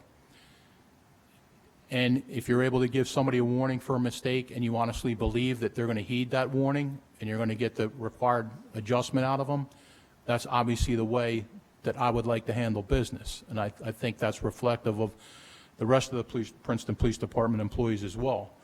However, with a certain and growing segment, it doesn't work anymore, all right? Because their personal schedule and the societal changes that occur are forcing people to stick to schedules, try to beat the system, and speed when they know that the police department isn't watching. And the sad truth is that we can't be everywhere 24/7. So we mentioned the strategic plan before, a great deal of time and effort going in to try to concentrate on what exactly are the problem areas and keep patrol presence there as a proactive measure, as a discouragement, as a deterrent to speeding, and to write the appropriate summonses if need be. And we will continue to work on that. If you can remember the slides that we've reviewed early on, there was a term called erosion, okay, and you saw a climb in percentages. I don't know what the exact numbers are, but I can tell you that that climb in percentage is probably reflective of a general increase in volume in town. There's probably a direct correlation there. So if you were to ask me what our nemesis is as far as speeding problems in town is, it's volume, all right? As I mentioned before, Washington Road, Harrison Street, my speeding complaints are going to go down immensely because you're not going to have the opportunity to speed, but they are going to pick up on the other roads, the side roads where people finally figure out, here's an outlet, I can make up for lost time, and that's where we're going to have to direct our patrols during this closure. The mayor said it early on, how do we change our behavior? It is every one of us. If I were to if I could sit here and tell you that I've never sped, I'd be lying to you, all right? We're all infallible. But people have to make a conscientious change. And it's easy to point the finger and say that everybody else is speeding, but what was also said earlier is true. When we get called to a residential neighborhood, 80% of the people that we pull over are residents themselves. And if you don't believe that, if you remember the slide that we saw earlier, when it said when's the greatest amount of speeding taking place in town, it's on the weekends. That's indicative of not the business traffic through town, or the people trying to get north and south of Princeton or east and west in Princeton, that's the residents themselves speeding. So we each have to play our own part and do what it takes to try to solve this problem together. The other thing that I would like to address before I forget is what's the most effective way to help us dealing with this? So usually I'll get an Access 411 complaint that basically is very generic in nature, saying there's people speeding up my street at all times of the day. Well, we know through the deployments and the evaluation of the speed and volume data that that's not the case. If you can be specific with me, when are you seeing these people speed? Is it between 8 and 8:30 in the morning? Is it limited to 1 or 2 cars, or is it everyone? We had complaints years ago that I never gotten a single complaint about a car speeding on Random Road in 17 years of service to the old Princeton Township Police Department. Except we had a pre-construction meeting and 3 different residents said they're speeding up and down my road all day long. But I worked the road for 17 years. I never saw that. All right, we'll go out and check it out. It came down to one resident. I got one resident to finally narrow it down to tell me that there was a silver Mercedes that sped through there between 8 and 8:20 in the morning every morning. We went out between 8 and 8:20. It took us about 3 days. We got it, and that was the end of the speeding complaints for Random Road. That's how simple things could be if you provide the Princeton Police Department with the correct information. You also have the right to sign a complaint against the motorist yourself. All you need is a description of the vehicle's registration, and a brief description of the driver. We will assist you in doing that. All you need to do is come down between 9 and 5. You can go to the police communications desk downstairs. They'll call an officer in. You provide the officer with that information, those 3 points. They'll do a lookup on the registration. They will actually walk you up to court to the window, hand over that registration information to the court personnel, and assist you with signing the complaint against the motorist. Extremely effective, because that person that's speeding up and down your road for the past 3 or 4 months now has to answer to something that they just got in the mail to appear in court to a speeding summons. And now they know that somebody cares, and they know that somebody is watching. All right? Excuse me, is your name on that if you do that? Do they know who it was? Yes, Okay, you would have to do it. If you're not comfortable with that, that's when you can provide me with that narrowed down information, be specific, and then we can go out and witness the violation and sign the summons ourselves. The reason we can't do that all the time is because we have to be able to testify under oath if it goes to courtroom testimony that we observed the violation. All right?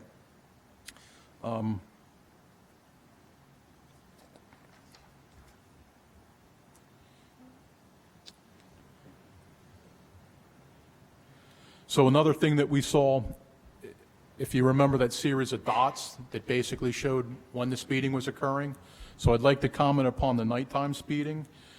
So you say, well, what causes all that speeding between 2 a.m. and 6 a.m.? Well, a large segment of that 2 a.m. to 6 a.m. traffic is traffic that's working nights, pushing deliveries, through state or through the county. Some of them are professional drivers. They travel the routes often. They know where the police sit and when they sit there, okay? And if they don't see headlights coming from another direction, it's off to the races, all right? There's no traffic volume to worry about. There's nobody to sit behind in traffic. There's opportunity there to speed, and that's why you see that speeding. Then we move into the 6 o'clock to 6:30 area. Business traffic starts coming in, residential traffic starts coming in, and then when 7:30 rolls around, guess what else we throw into that mix? All the school traffic to and from school. From about 7:30 on, you'll see it extremely low occurrence of speeding. It'll pick up a little bit from 9 to 9:30, and then it'll basically flatline until about 3:30 or 4 o'clock in the afternoon, where we start seeing school traffic again, and then the afternoon rush hour traffic. All right?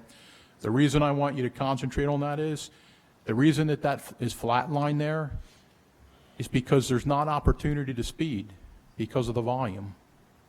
All right? Which goes with my points that I tried to make earlier in the evening about why we have speeding on some of these outlying roads, the so-called escape routes.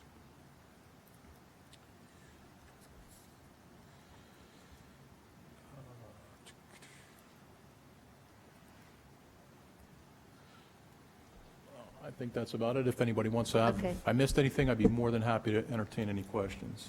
Okay, thank you.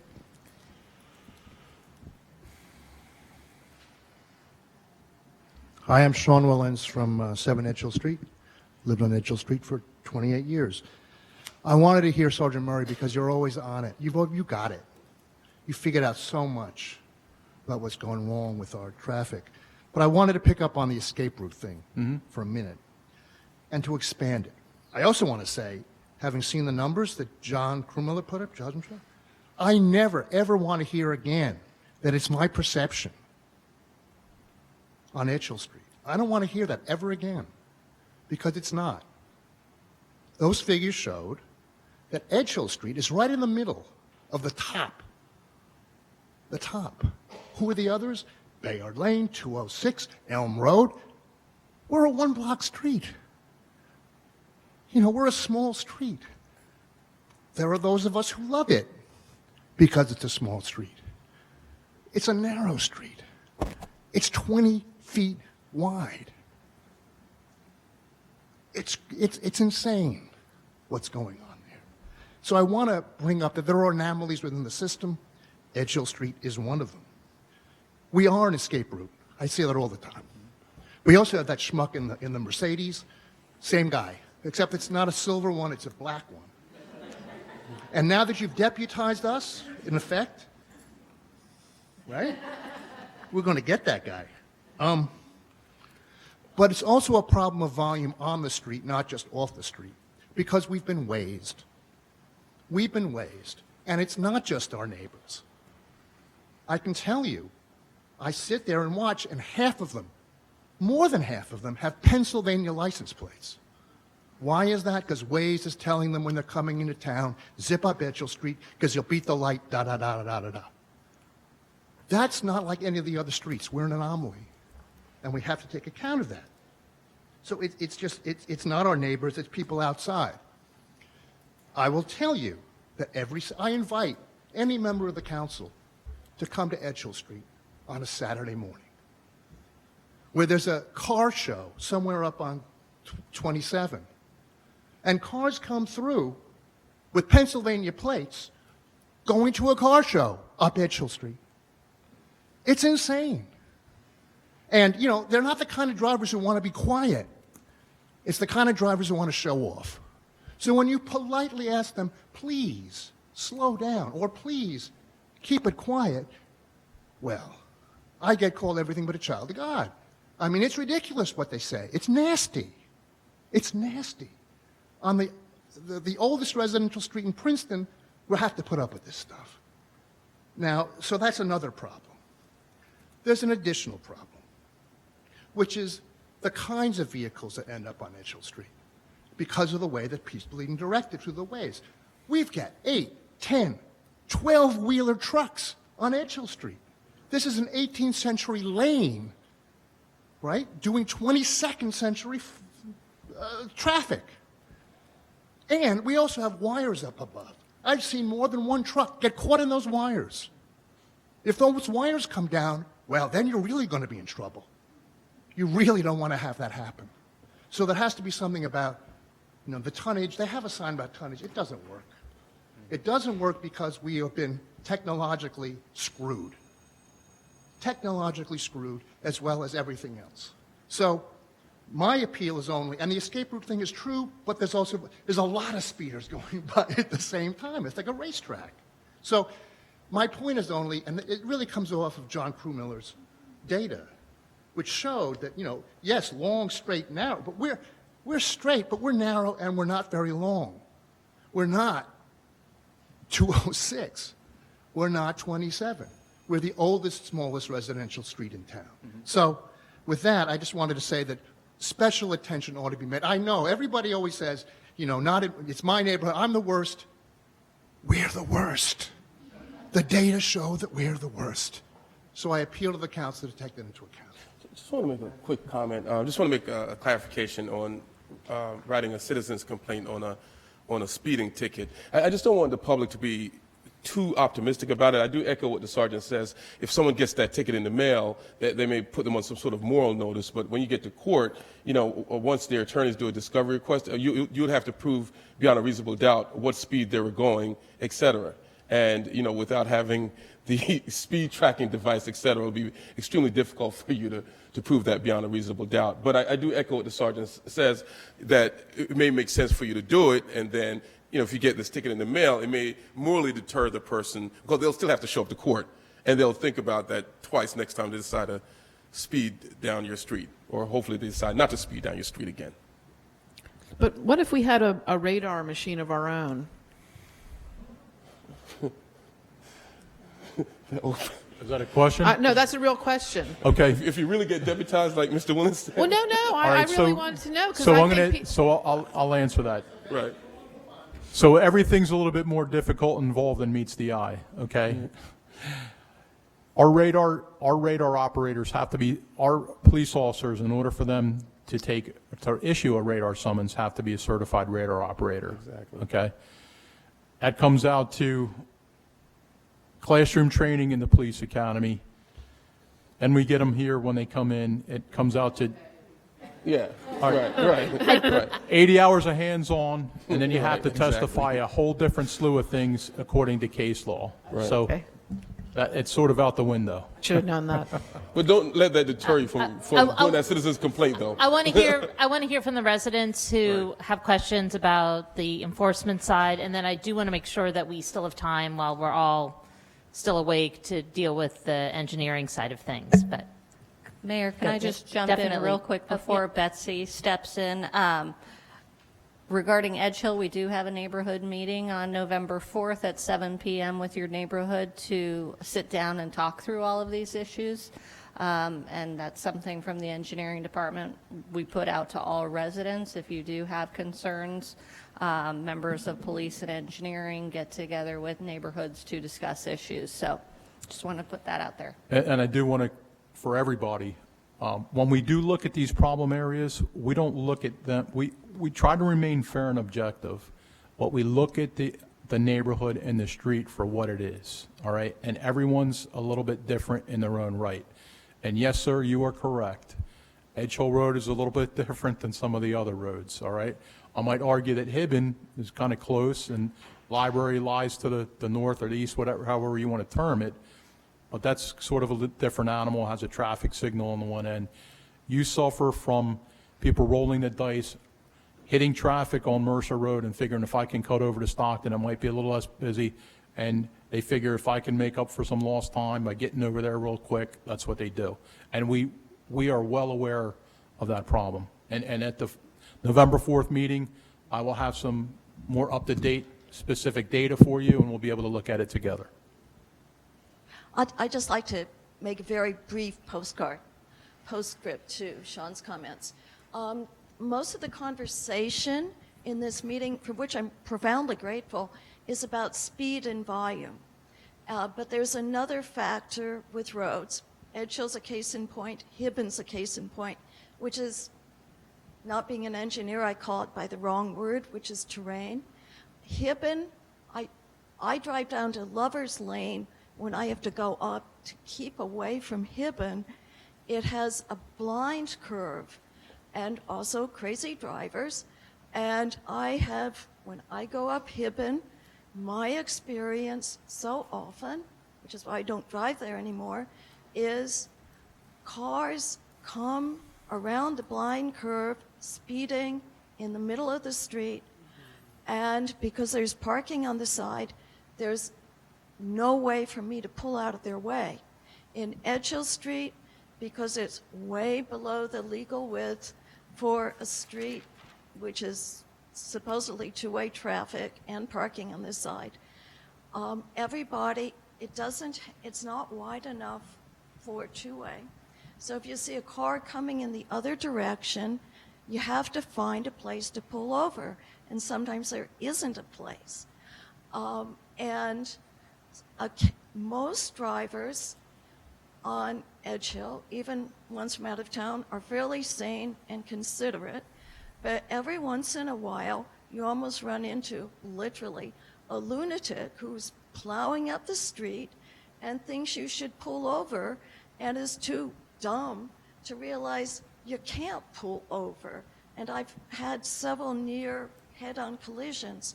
And so I'm not really talking here just about Hibben and Edge Hill, but there are streets all over town that have quirky designs that mean that any speed, even sometimes at 25 miles an hour, is a dangerous speed. So I hope that will also be factored in. Thank you so much. So just a quick comment. I think if everyone was listening closely here, we have a concern about speeding, but we also, the same thing, have a concern about so-called chicane and have to worry about cars parked on the street. Okay, so one initial solution one might think is, well, okay, well, we'll remove parking from one side of the street. But that has shown us that that actually increases speedways on the roadway because there's what we call less friction. So I just want to use this, there's always a trade-off. Remember earlier I said I wish there was a solution, a clear solution to everything? A lot of times there's not. It's how do you best manage it? So what's the best compromise that works best for everybody? And yes, you're correct. Those kind of twisty and turny roads that aren't that wide, like Hibben, Edge Hill, and plenty others in town, they pose a problem for us. They also pose a problem for us as far as speed enforcement is concerned because we don't have the distance to get the 3 to 5 second tracking history that we need. That's another thing that I try to make it clear. Radar summons isn't as easy as just writing a ticket. I'm sorry, you have to come to the microphone or it doesn't get recorded. Please identify yourself again for the sake of the Agreeing clerk. with you. We once talked about the problem on Lower Edge Hill where there's a lot of speeding because it's a slope, and you told me the radar doesn't work for that particular area. And maybe the radar machines have improved since then. The radar has to have enough distance in order to get you a 3 to 5 second tracking history. And the thing about radar is that radar doesn't go up around curves and over hills. Yeah, All right. yeah. So yes. there are plenty of places in town which pose problems for us as far as speed enforcement with the radar. And that's when we have to rely on other things. Yeah, I'm well aware of that. Yep. Thank you so much. Thank you.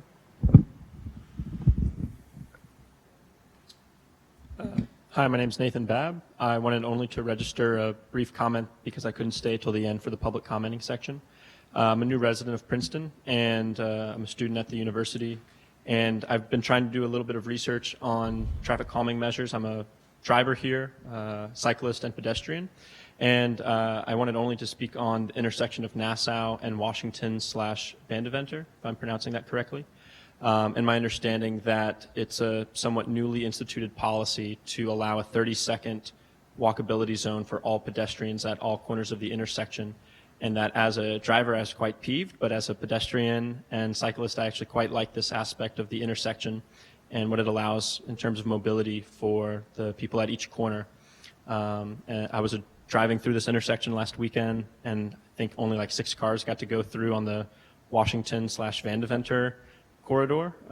So I was there quite a while, but overall, as I experienced this intersection more so as a pedestrian and cyclist, I think it's a great traffic calming measure, and it's great for the frequency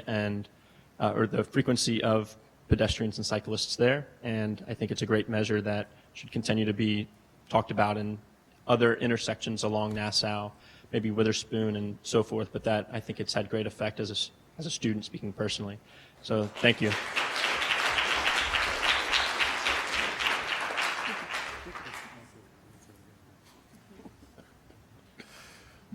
Clayton Leopold, Shady Brook Lane resident for about 35 years. You know, on the escape route issue, I think that was an excellent and tremendous analysis you did, Officer Murray. But Shady Brook Lane is an escape route, and I was disappointed that it wasn't included in the study. What's happened is, I mean, it ranges from the UPS man to the FedEx guy. I've seen school buses speeding because they're behind their schedule, and mostly it's people in the neighborhood and residents, as you mentioned, soccer moms, people in SUVs, people in Lexuses, and people are behind schedule, and things have gotten more crowded, and everybody's in a hurry. And the other point is the amount of wealth in Princeton right now is so tremendous that people would rather sacrifice money for time. So if you give out a what do you call it, a warning, as opposed to an actual summons or ticket where they have to, appear in court or get points, I really wonder how effective that is, especially with the upward mobility and the wealth of people that in Princeton now, they would rather trade money for time, and so they're in a hurry. But I was disappointed in the fact that Shady Brook Lane was not mentioned in this study. It is an escape route. I just want to point out to you that a lot of people are avoiding the traffic light at Snowden and 27. People coming from McCaffrey's, people coming from different parts of town trying to get to 27 and go north. They come through Shady Brook Lane. My next door neighbor, their dog had a fractured pelvis from a hit and run car a year ago. It was about $5,000 worth of vet bills. And also on Poe Lane, a block away, there's a lady who's a friend of mine whose dog was killed by a hit and run driver. Now, they're not instances of a human fatality, of course, and they weren't reported. These people didn't report it. I just wanted to point out that I was disappointed that Shady Brook Lane wasn't mentioned, but if you could maybe pay some more attention to Shady Brook Lane, I'd appreciate it. There's another thing I was going to mention. It's a trap to say we'll just put in more speed bumps because the speeding problem is increased, even though you are handing out more summonses. That doesn't mean you shouldn't continue to hand out more summonses. That is a tremendous deterrent, and that's what happens when I go into Pennington. As soon as I hit that 25 mile an hour, I know, oh boy, you better not speed here. You're going to get a ticket. This is a small little town. Same as Cranberry. Same thing with Cranberry. Once you go through Plainsboro, you hit that 25 mile an hour in Cranberry, I know I better slow down because, it's a small town. So Princeton has a problem with that, but it doesn't mean we shouldn't hand out more tickets, and I would appreciate it. And I thank you, sir, for telling us how we can contact you. I will continue to do that for Shady Brook Lane. We haven't done it yet, so thank you. Thank you. So my promise to you is that Shady Brook Lane will be on the next deployment, so we'll get that on the list. Thank you. And I see that some people are leaving, so I just want to give you the full gravity of what we're up against as far as culture change. And you mentioned it about the monetary fine not being a deterrent, okay? The most recent trend in the complaints that I'm receiving, and this is, I hate admitting this, but this is the truth, is that my phone rings in the morning from people that actually complaining to me about my school crossing guards. And you know what the complaint is about? That the school crossing guard had the nerve to stop them to safely cross a school child. So this is what we're up against as far as a growing mentality is concerned. So I just wanted to get that in there before anybody else left the room. It's a problem. I know. So what we're doing is as we're doing the different pieces, if you have something, I would like to ask people, we haven't gotten to the engineering part of this yet. So if you have a comment about the policing enforcement side, this is the time. If I would ask people, if you have something specific for your own street, that you wait till after the meeting and contact the police department separately about that. Just because there's a lot of people here and we have a lot of big issues to talk about, and I want to make sure that we have due time for the engineering, which is, we've already heard that we can't solve this through enforcement. And so if you have a burning comment, you can make it now. If it's not burning, I'd ask that you let us get on to the engineering part of the meeting. How many cracks do you get at the microphone? Is it just going on and on? We haven't had an opportunity for those of us who are waiting for the public I understand that. I just had a quick comment, and that was that, I'd like to see us, the one thing we haven't been discussing is the support of alternative transportation. It's clearly a problem that we have too many cars downtown.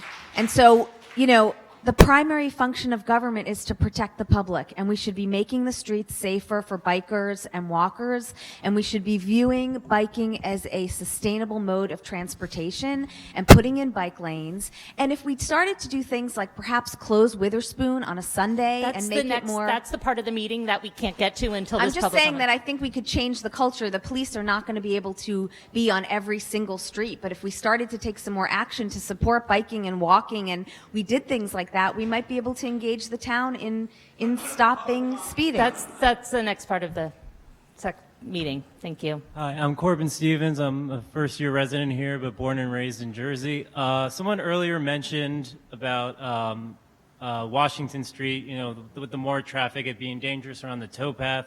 Also wanted to bring to attention Washington and Prospect. Constantly see cars like whipping through like a yellow light there, nearly clipping people, or like trying to like take a right on red really fast. And I think like the road's way too wide there. There's some really cheap options you can do to like slow people down, some painted lines, some flexible ballers, like anything. But I ask you to consider that. Thank you. Thank you. I'll talk. So next we're going to talk about the traffic master plan that is our first try at a traffic calming plan, and I want to we want to emphasize that it's going to change as over the years. We picked the first roads that we thought were a priority for the next few years, and some of them might need explaining. For instance, the Paul Robeson, Wiggins, Hamilton, that is already being, we already have money in the budget for traffic calming and for other improvements to that street. And so that's the first one. And another one, since some people from Edge Hill and Hibben are here, we did pick Edge Hill, but as I don't know if people read the memo about this traffic calming master plan. When we considered where to put traffic calming, we worried about pushing traffic onto adjacent streets, and so we were putting traffic calming on, when we get to it, on Hibben and Edge Hill and Lovers Lane, so that we don't make it worse. We won't make one neighbor's street better and one neighbor's worse. But we used the traffic data that you saw, and we also consulted with the police, and they drive around the town constantly and probably know better. And it might, their advice was crucial for choosing the locations. But we are going to be, discussing how much traffic calming we're doing. We're doing this, and will we do more? And I also want to emphasize that it is expensive. Especially things like raised crosswalks and raised intersections, they do take engineering to design them, and you have to worry about stormwater, and they're complicated and they're expensive, just to not get everybody's hopes up. But I am really happy that we're going to be moving forward with a lot of this. So Jack West is the engineer, and he's going to put this. Are you putting the slide up? Yes. Can I just interrupt with one quick comment just to emphasize what Jenny just said, which is this is a data-driven plan. So relying on the information in that report and from the police, it is not the residents who talk the loudest. I mean, of course, that is based somewhat on where we looked. But of the places we looked, we really tried to make judgments that were data-driven. And so I just hope you take that into account in case your street is not on the list. So. Right, because part of our resolution, and the council gave us clear instruction to do that, to make sure that it was fair. Ready? All right. So now that we know that that people speed and we have a lot of traffic in town, what can we do about it? So we talked about enforcement. We talked about trying to change people's behavior. The next thing that comes up is traffic calming. And we've been kicking this around for years, actually, as to how do we come up with a way to determine what streets get traffic calming, what streets don't. And we decided we really need a traffic calming master plan, a starting point. So we started out, basing it on, as was pointed out, the actual data that we have, the number of people speeding, the volume of traffic on the road. We looked at the configuration of the road, the number of pedestrians, the volume of traffic. Is it a street with 10 cars a day or a street with 1,000 cars a day? And trying to come up with what we thought were the top 10. We talked about maybe the top 5, the top 20. We figured the top 10 as a starting point. So what we looked at, and the other thing we had to do was when you put traffic calming on one street, what's the impact on the neighboring streets? And I'll start out with Lover's Lane, Hibben, and Edge Hill. Those 3 streets are all on our list for traffic calming. If you only put it on one of those streets, it's just going to put more of the traffic on one of the other streets. You'll notice that Library's not on there. That section of Library between Stockton and Mercer, there's really no residents on that street. Not saying it doesn't need something, because there are pedestrians on that street, but we didn't look at that as a needing traffic calming. Another street in that area is Elm. The downside there, that section of Elm where we get the most speeding is a county road. So we have to deal with Mercer County as far as coming up with traffic calming there. We talked about Paul Robeson, Wiggins, and Hamilton, that whole stretch. A lot of pedestrians, a lot of the high school kids cross that street. There is a plan in place, and I think Deanna will talk a little bit more about what we have planned for there. The other streets are Valley. If you look at the map, you'll only see 2 intersections. We think that with a street like Valley, and really even Terhune, it's more looking at intersections. There's been a lot of crashes at Valley and Walnut and Jefferson. So something at those 2 intersections to slow people down, really in both directions, and get the people to stop at the stop sign, but also slow the people down on the through street.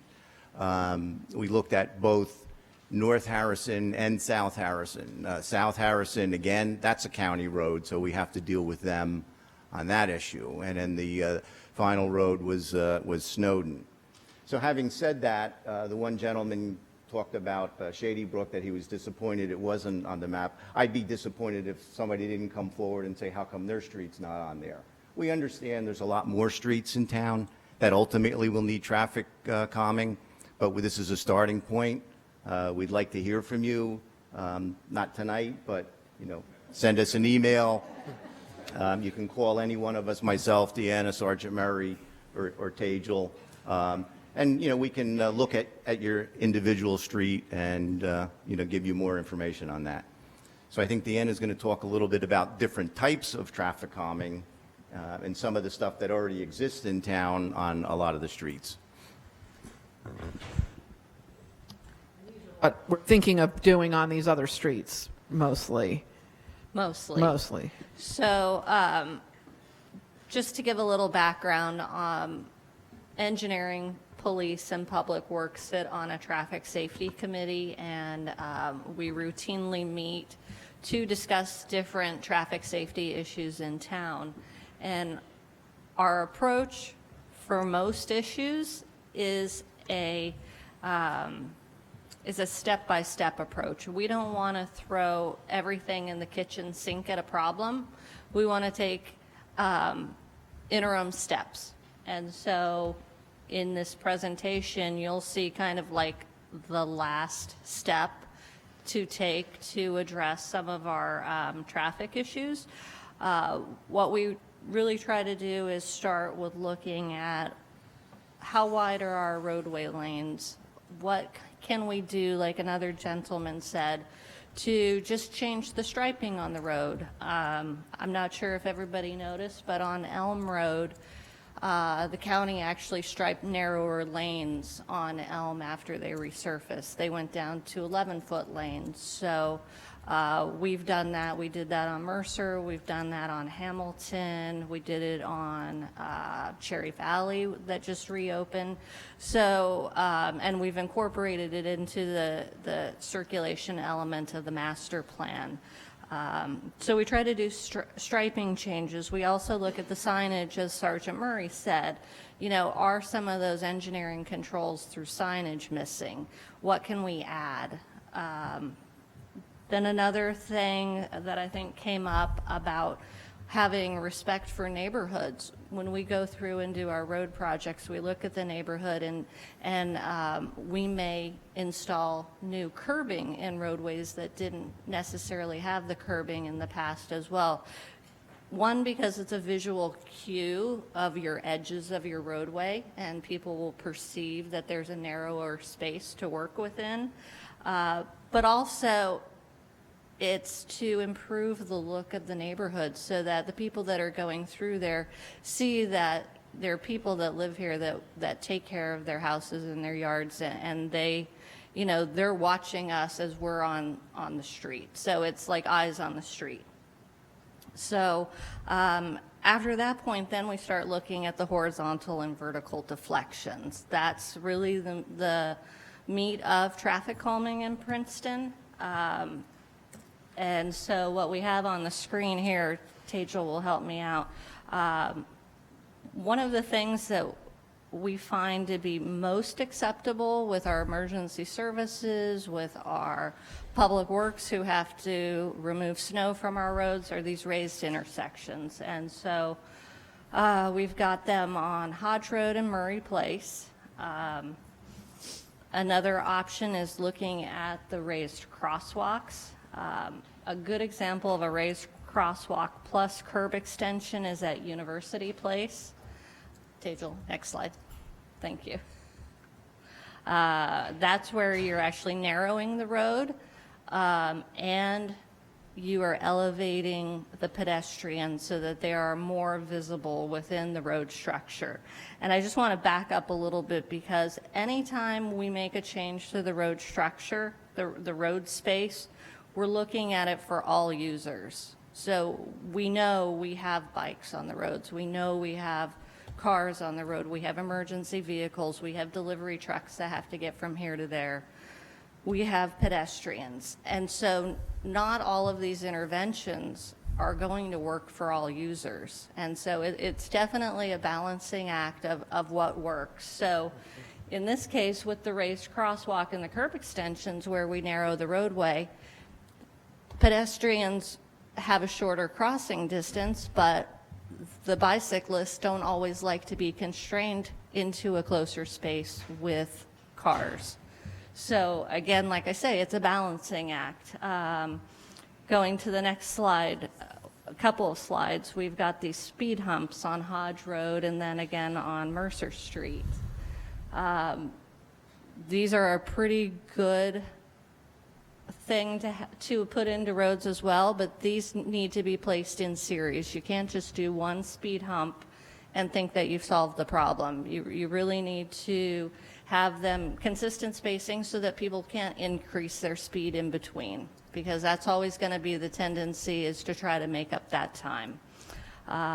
Moving on, speed cushions is a new installation that we've been trying out. We've put it on John Street, and again, it was in a couple of different locations to try to maintain that speed that we were looking for at the bottom of the hill.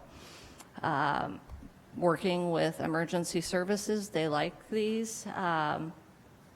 Tejal's moved on to roundabouts here. Thank you. Roundabouts are definitely a proven safety countermeasure. In all cases, they are a great replacement for traffic signals because they do change. They get rid of those, the right angle crashes, which are the most serious injury. And so where we can, we are looking at putting those into place. We do have something called mini circles in certain roads over in the Western District. Those should not be confused with roundabouts. Those are not roundabouts. And those were previously put in. I know there's quite a bit of problems in negotiating those. But again, even with those, we've tried to enhance signage and striping so people turn the right direction rather than the wrong direction around those. I took those slides out. I took that slide out because it's not something we maybe want to replicate. Center medians, again, we've got a few different locations if we want to go through Cleveland and Mercer. These are both a good thing to do. We have it also on Prospect. It's not on the slide, Tejal, because again, it's another one where it has to be the right place, the right application, and again, it constricts that lane. So if we do have the high bicycle traffic, we have to take that under consideration. The last slide we'll show is the pedestrian refuge island. This was done at Mercer and 27. We are also looking to install one at Terhune and Mount Lucas. This effectively also constrains that space for vehicles and provides pedestrian a safe space as they're crossing roadways. So we're constantly looking at all of the engineering guidelines nationally and internationally as to what's acceptable, working with our elected officials and our volunteer groups to come up with the right solutions for Princeton. And so this is just a sampling of what we have in place right now, and we are definitely looking to move forward in the future. Every project we put together out of the engineering department, we're looking at what we can do for traffic calming. Starting this winter, we're going to be doing a master planning session for Witherspoon Street to really look at that corridor from Nassau to Valley Road as to what should this road look like for Princeton. What do we want? Do we want the ability to close off a part of Witherspoon Street, every month to have a pedestrian mall, or do we want less parking so we can have bike lanes? Do we want wider sidewalks, which means something else has to give? So we're definitely partners in this with the community. We want to improve the quality of life as well as the safety. I mean, for us, safety is paramount. Public health, safety, and welfare. That's kind of what we're looking at from the engineering perspective. And we try to go above just nominal safety to the substantive safety realm. And this is one tool that we can use for that. Thank you. I think we'll start with questions from council. I had one question to start, which is one of the patterns, I think, throughout town is when you have the long straightaways, so you have a really long street and there's no stop sign for many, many blocks and people pick up speed. And can you talk about four-way stops and whether that's ever potential here in Princeton? Because it seems like a tool that would help in a lot of these cases. Sergeant Murray and I will tag team on that. Anything we do related to traffic, changing the traffic controls is regulated by a national document called the MUTCD, or the Manual on Uniform Traffic Control Devices. And within that document, it clearly states certain warrants that have to be met in order to place a four-way intersection control, like stop signs on all four ways. One of them is, I think it's 6 crashes within 1 year. Another one is really related to the volume of traffic in each direction. There has to be a balance of traffic in each direction. I think there's 3 or 4 other.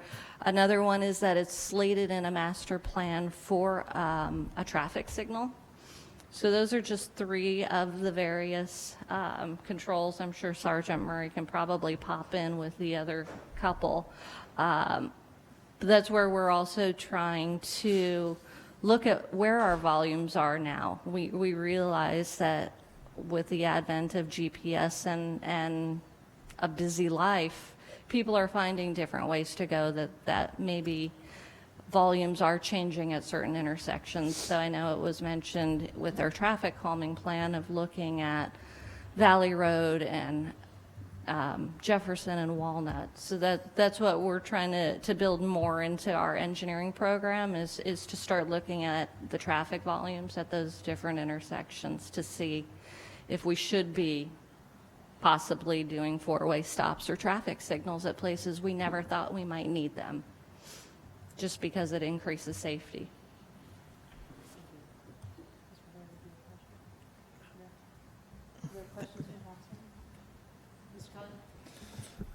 It's more of a request.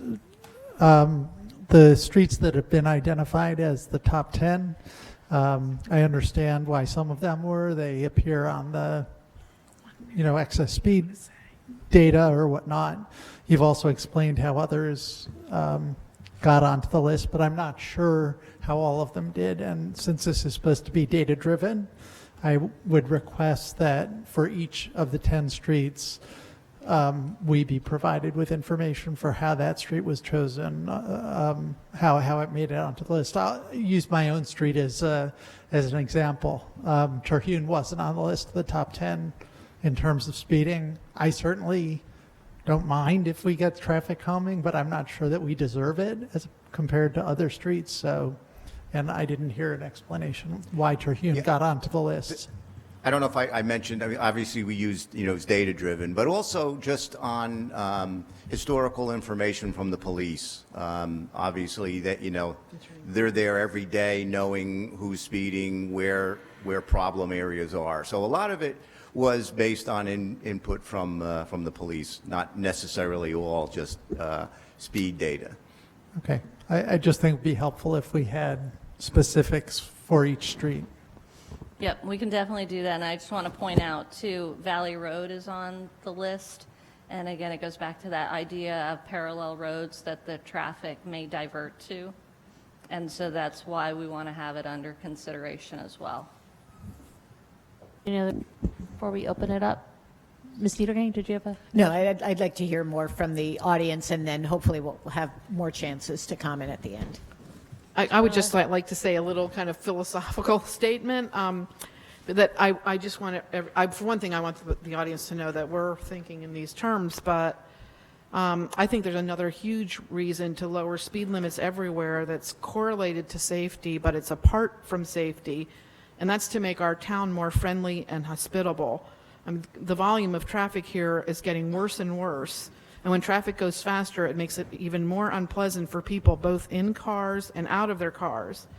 And this also points a little bit to what Joe Butler was talking about Amsterdam, and that I read that they had lowered their speed limit. And I'm thinking that if you imagine a town where everyone actually adhered to the actual speed limit, it would be a lot different here. It would be quieter and calmer and a better place.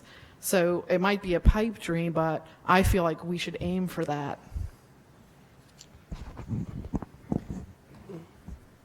Go ahead. Thank you. My name is Dudley Saprell. I currently live at 131 Victoria Mews. That opens onto Paul Robeson Place. It has been observed by most people here and Sergeant Murray. The problem is we have 17th or 18th century infrastructure, road infrastructure, essentially in the 22nd century. More traffic is coming in.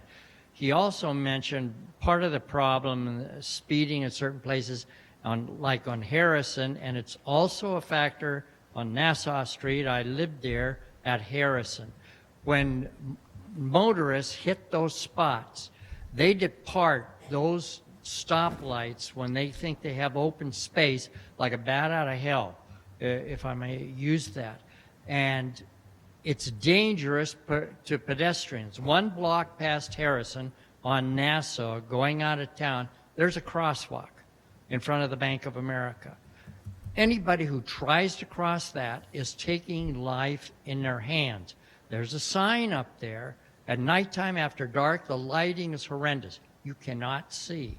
So to get across that thing, and you have not only people coming out of there rapidly, but there are people who are coming into town rapidly, and they're trying to get to Harrison, that stoplight, which is not very long, going into town on Nassau Street, because the Bank of America opens onto there, and the whole earth opens on there. So people, the driveways, people are trying to get as far into town as quickly as possible.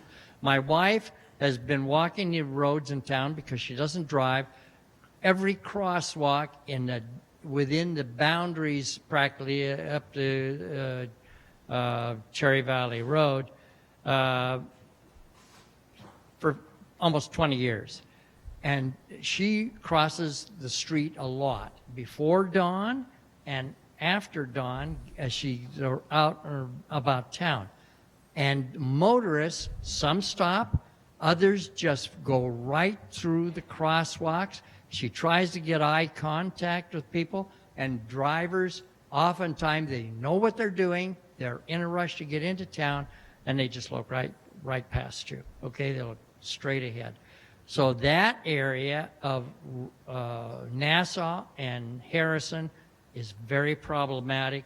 The crosswalks in many places are poorly lighted. I remember some years past, the university was going to light the section of downtown from, I don't know where it was, in the business district, from Washington, I guess, to maybe Bayard Lane. But anyway, that's still a dark tunnel at night.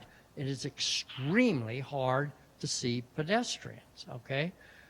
The other thing I want to mention is people are frustrated when they come into town, and they tend to speed and ignore pedestrians because of the traffic downtown. Delivery trucks in prime daylight business hours delivering packages and stuff to stores, given the fact that we have to have all this parking, exacerbates the problem, creates frustration.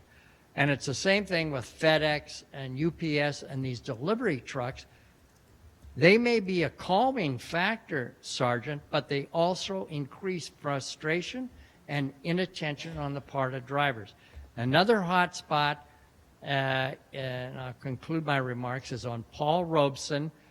I live inside Palmer Square. There's a huge parking garage in there. And the egress is onto Paul Robeson, and the parking is right up almost to the driveway. And the people are coming from Bayard Lane, then they have to stop at Chambers Street, there's a light, and to try to get up to Witherspoon where the library is, so they will try to make a light maybe, they speed right past that, okay? And we're told every time we bring this up is that, well, parking is at a premium in downtown. We can't move the parking spaces back for that reason. That means I can't see out when I try to leave, and drivers coming and trying to speed up to Witherspoon, and it may not be egregious, it may not be over 25, but it's fast if you're trying to get out and they're trying to get somewhere else, even if it's only 20 or 25. So the traffic has got to be addressed. The truck traffic in town during daylight hours has got to be addressed, because that creates more frustration, and that is in itself a problem. Thank you. Thank you. Good evening. George Cohen, 261 Hawthorne Drive, Avenue. Hopefully, Mr. West can answer my question. You had we're concerned with the intersection of Linden Lane and Hamilton Avenue. That is where I think the police could show you the figures, very bad accidents. Maybe you can answer my question and I'm done. Are you putting in any speed devices on either side of Linden Lane on Hamilton? Sure. So we've been working on a corridor study that went from 206 to Harrison Street on Paul Robeson, Hamilton, Wiggins. And while we're still working on the final recommendation, there is a raised intersection proposal for Linden and Hamilton. Okay. And then pretty much at every intersection along the corridor, there is something that's recommended. Well, I have 128 signatures that would thank you very much, because that is, anytime there's a crash there, it's an enormous crash, and you're going to save lives doing that. Thank you very much. You're welcome.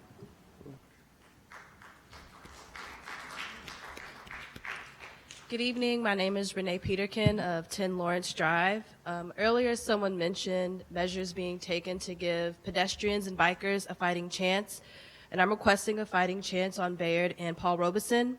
I bike my child to daycare at the YWCA, and as a commitment to my health and to the health of the planet, we are a carless family. That is a key component of my commitment. And at Bayard and Paul Robeson, drivers tend to float through that right turn there, and if I bike primarily on the sidewalks because that's where I feel safest, but drivers will float through that right turn, or they will float through that left turn trying to make the light or to beat the cars that are going when they get the green. And although I'm hypervigilant, I have had one close call that has, made me pretty shaken because of it with my 2-year-old in tow. And I agree this is something that we cannot just use law enforcement to get our way out of. There are limitations that dictate, they can't be everywhere all the time, which is why shifting the culture is very important, but that doesn't happen in a vacuum. And so a measure that would assist in shifting the culture for me, and that seems very simple and very cost effective, is paint. Just making the roads there a little bit thinner, a little bit more narrow to make cars more willing to slow down. And this would give me and Cicely a fighting chance, heaven forbid, if something were to happen, if we were to come in contact with the vehicle. Thank you for your time. Thank you. Deanna, that intersection is also part of the corridor study and has improvements that are, I've been hit at that intersection riding a bike by a car, and at the previous intersection that was mentioned, so 2 for 2 so far. Good evening. My name is Donald Cox. My legal address is 40 Harrison Street. My mailing address is 40 South Harrison Street. I wanted to point that out because I noticed on the map that's there of problem areas that Harrison Street, that portion of Harrison Street that has no north or south designation, but exists between Nassau and Western Ave, is not on the problem list. Although Chief Sutter's data, which actually shows some of the complaints that were filed, mentioned 45 South Harrison Street. Well, that actually is 45 Harrison Street. So I would like that red line extended all the way through. A couple of different reasons. One, 5 of the 7 crosswalks on South Harrison Street are there. Those are the ones that the Riverside students use to go to school. The main crosswalk for our youth is the crosswalk that leads into Harrison Street Park, which is also there on Harrison Street. I think we should consider that. And the traffic between Prospect and Nassau Street heading north becomes a raceway when those lights change. Because as soon as people get out and they get that free space on Prospect, they're gunning to try to make the green on Nassau.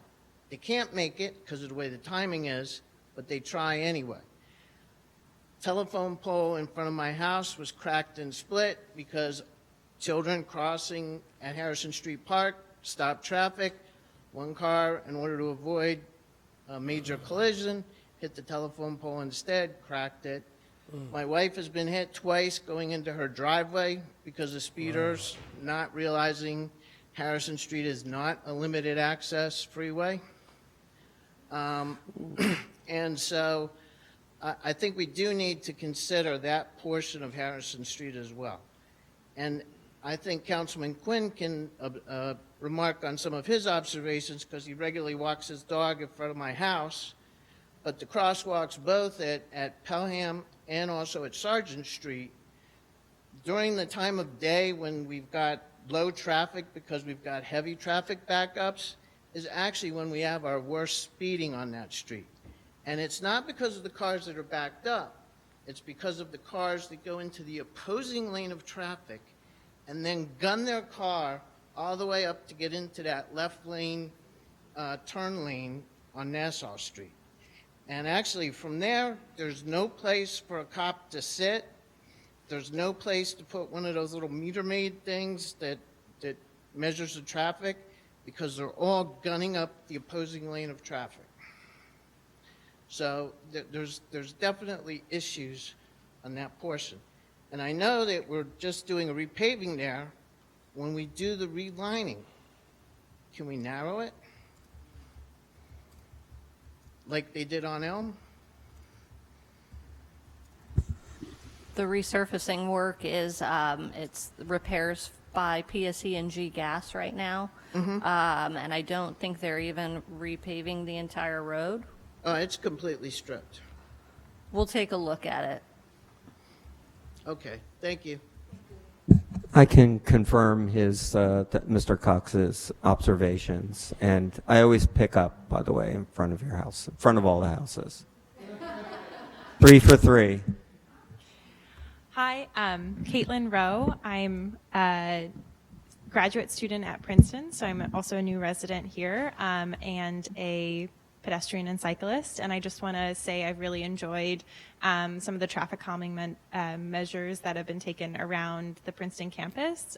So the roundabout, the raised walkway, and then especially at Nassau, that intersection with going each way. And I bike frequently off campus for various appointments. So a few times a week I head north east of campus, and I actually don't go down North Harrison because I don't feel comfortable cycling that way. So instead I take Walnut and go past the high school and the middle school.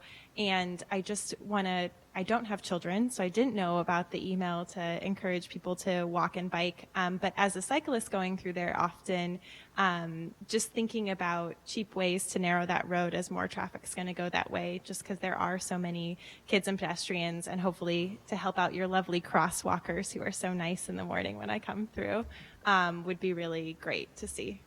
Thank you. Hello, Mayor and Council. My name is Lou DiPaolo, 1 Lawrence Drive here in Princeton. First and foremost, I really want to thank all of you for holding this meeting tonight on such a critically important issue for the town. As was said before, this is a quality of life issue, but it's also an issue of public safety. And the numbers that we saw before, there are more than just numbers. Behind every one of those numbers is a real speeding car, and that puts our families, our friends, and our neighbors, their safety at risk. There was a lot of talk today about changing culture and changing behavior, and I think that's important, but it shouldn't be used as an excuse not to act, because changing culture and changing behavior, that starts right here in this council chamber. It's speeding, it's a problem that we all deal with, but it's also a policy choice. As we saw before, there are proven ways to design streets for slower cars.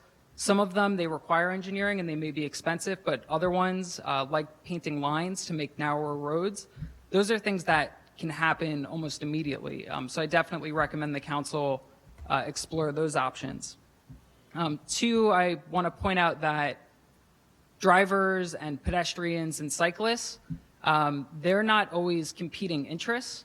I'm a pedestrian, I'm a cyclist, I'm a driver, and if we want to change behavior, we can encourage folks not to drive. We can do that with better infrastructure for cyclists so that there are fewer folks, as many have spoken today, who don't feel safe biking and therefore choose to drive. Protected bike lanes and things of that nature That's a win-win for everybody. It's safer streets for pedestrians and cyclists, and it's also less traffic for drivers and more available parking downtown. And then finally, I want to reiterate some points that were made earlier. I too am a big fan of the all-way crosswalk at Nassau and Washington.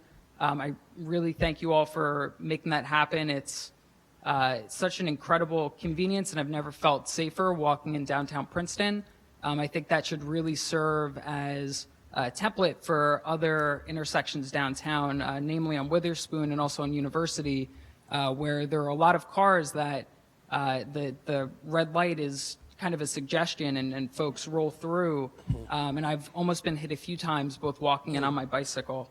I also just want to say, to the point where there are inexpensive solutions to this, please do not disempower yourselves.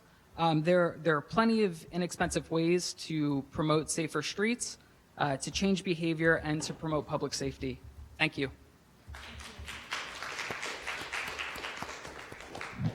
Hi, my name is Alex Merchant. I'm a resident at 11 Lawrence Drive. And I think we've had a lot of discussion about safety and speeding, and I think it's really important to understand that this isn't just a Princeton issue. This is something that's happening around the country. Pedestrian deaths are up 35% since 2009. That puts us at 1990 levels. And the Governor's Highway Safety Association has looked at this, and when you look at that surge in deaths since 2009, that is in lockstep with the surge in SUV and light truck sales and the surge in data usage. So people are driving bigger cars and they're fooling around on their phones more. And that's not a trend that's going to change. And a speeding problem can very easily turn into a fatality problem, and we're seeing that happening. And there was a very unfortunate fatality in January, which got the four-way pedestrian crosswalk introduced, which was great. But I think it's really important to keep in mind that this is, these are people's lives that we're talking about.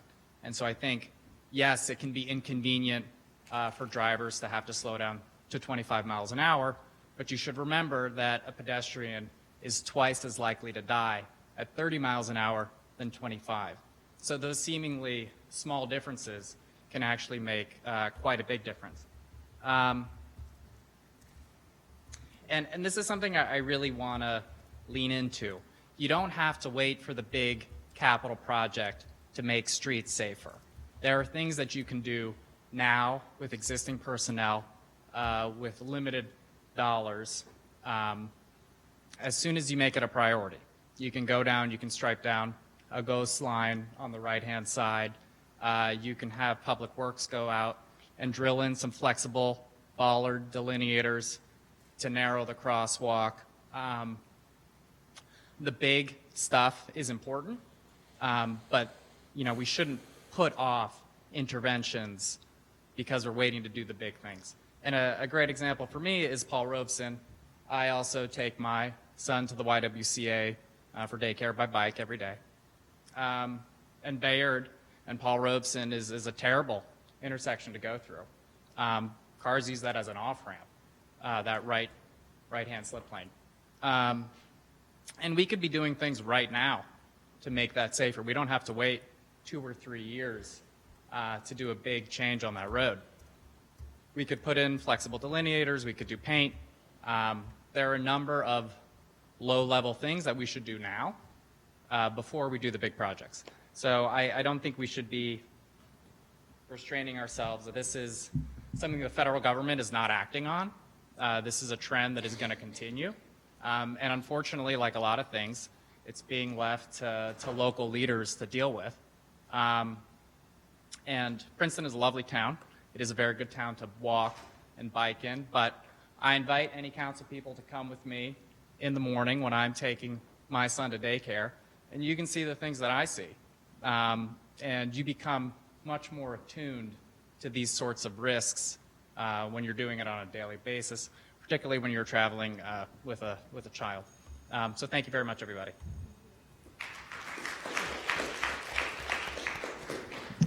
Hello, Hugh O'Byrne, 250 Hawthorne Ave. I wanted to thank you all for considering the crosswalk at Linden and Hamilton. A couple of days after my daughter graduated high school at PHS, she was struck by a car going 35 miles an hour on that, as a pedestrian on that crosswalk. She lived and will be okay, but just barely. One of the bigger concerns, I get the speeding part, and I appreciate a raised anything to make that better. One of the bigger problems is that coming from town towards Harrison, that comes on you rather fast. And if someone's slightly over, speeding even slightly, this case was 10 miles an hour over the speed limit, or slightly distracted, the recovery time is very limited. And I think that's what happened with her, because it's a turn right into a straightaway, so people are more likely to accelerate at that point. But I really appreciate that you all are actually taking a look at that. So thanks.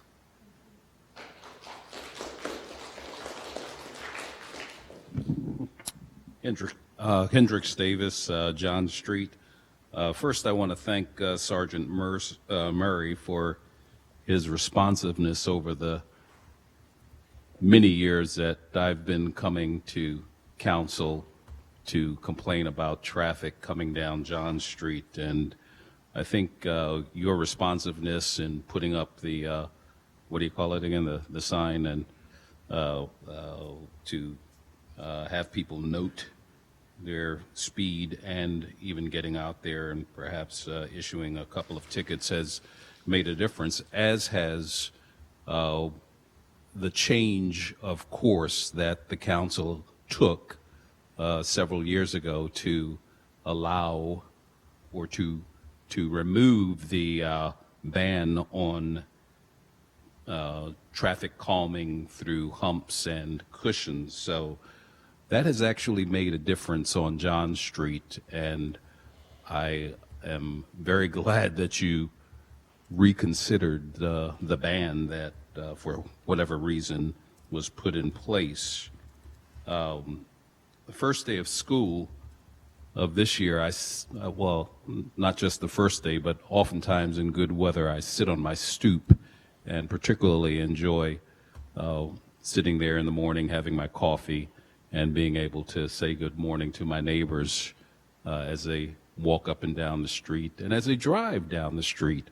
Some actually slow down. They have to slow down a little bit more now because of the speed humps, and say hello. But on the first day of school this year, I witnessed a near tragedy, which I think was averted in part because of the speed humps that are there, or I guess they're cushions. Little girl walking down the street with her parent, and there were other children with the same parent. For whatever reason, that little girl decides to walk close to the curb and either mistook the curb or didn't see it, and she stepped out into John Street just as a loaded vehicle, one of my neighbors who has a lawn business, was coming down the street. If that speed bump hadn't been 10 feet up from my house, and perhaps someone who's not from the neighborhood was coming down that street, that little girl would have been possibly killed. I heard her mother scream, and I saw her mother grab her quickly and pull her back onto the curb. So the changes that you've made and the responsiveness, at least to the safety issues on John Street, and I think there are other issues in my neighborhood, Witherspoon Jackson neighborhood, need to be addressed. I'd like to know what the difference is between a speed hump and a speed cushion, and if it's a matter of degree or height or crown.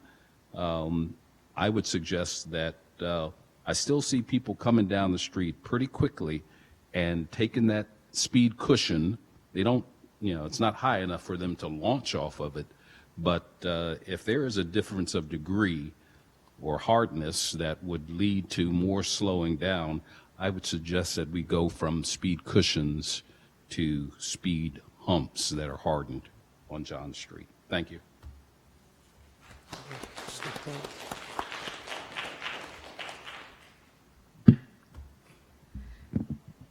Okay, I'm back. I'm here for a pep talk, and I want to thank the engineering department for a very good presentation, and I want to thank the police department for continuing to keep us safe. I would like to respectfully differ with Councilwoman Krumiller. I don't think that we are being very aggressive about making our streets safer at all. And part of this, I think, is because the car has reigned supreme on these streets for 100 years. And its supremacy is so complete that we have internalized it. You know how I can tell? I can tell because when I suggest to remove the left turn lane on Wiggins or Hamilton, there's like this collective gasp. No, you can't do that. That's how I can tell. So to speak to Engineer Stockton's saying that we must, it's a balancing act. I will remind you all that if car drivers aren't shouting at you, you are not doing enough fast enough. Yes, we must do balancing acts, but let me remind you of the rules of physics. The rules of physics say that when a car crashes into a pedestrian or a bicycle, the car wins overwhelmingly. The rules of physics overwhelmingly favor the car. And so to me, balance means that our policy has to put more weight on the pedestrian or the bicyclists, because the playing field is so uneven because of the physics. That's one.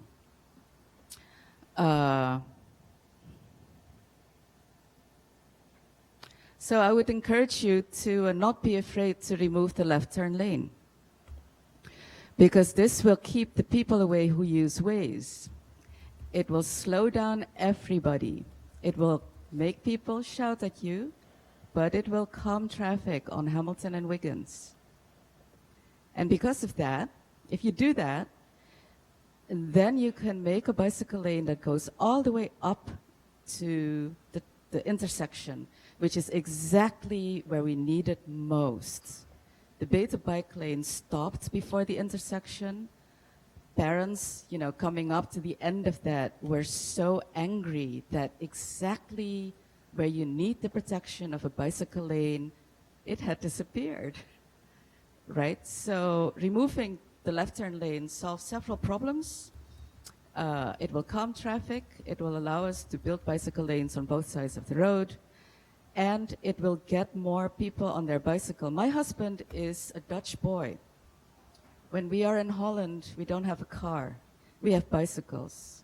When we are in Princeton, he refuses to get on that bicycle. I've tried. He will not bike in Princeton. I think that's a pretty damning thing because he loves biking, actually.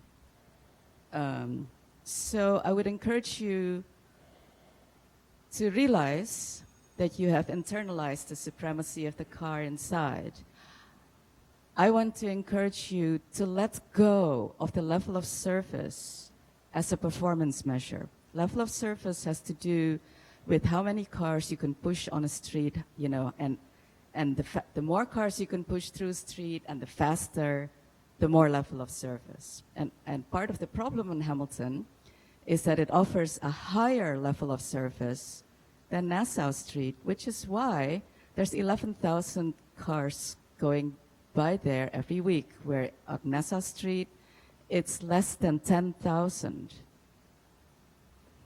That doesn't make sense. It's a residential street. That traffic really belongs on Nassau Street. So I would encourage you to really do something and do something fast. I'm with a gentleman who says that you can do a lot with a bucket of paint. Do something creative. And Deanna has dangled this beautiful vision of closing Witherspoon Street off for fun stuff rather than cars. I wholeheartedly support it. I will do whatever I can do. Any legwork you want me to do, I'm in. Just let me know.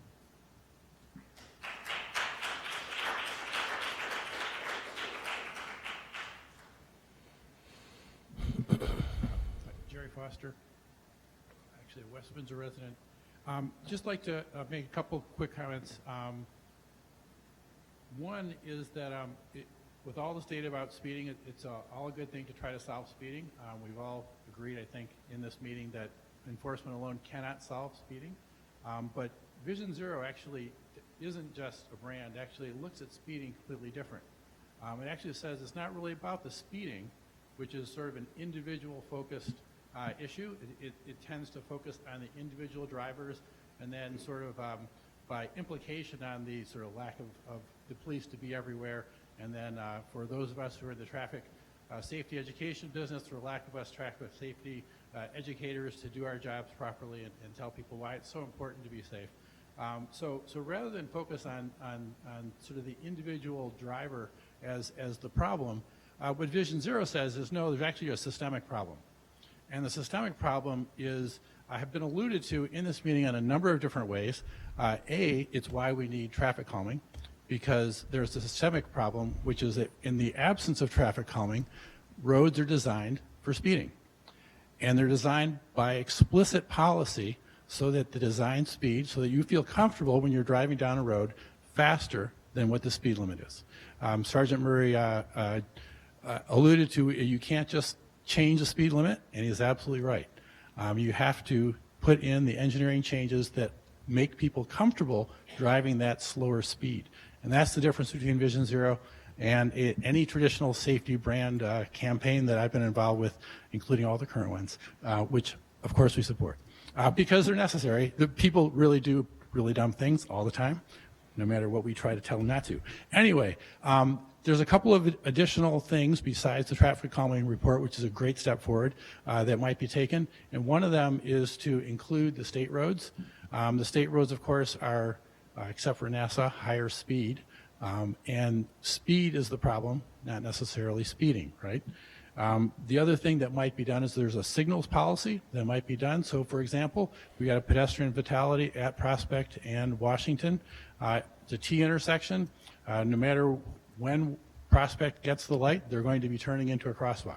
We don't have to have it that way. We know from Washington and Nassau that you can have a pedestrian-only phase. You can also have a leading pedestrian interval, so the pedestrian gets the walk signal 3 seconds before the car gets the green, and then that gives the pedestrian a chance to get out in front and be more visible when the car makes the turn. All steps that can be done relatively quickly. Don't take a lot of, don't have to do any paperwork, don't have to join Vision Zero, don't have to fill out anything. I would encourage you to take them all. Thank you.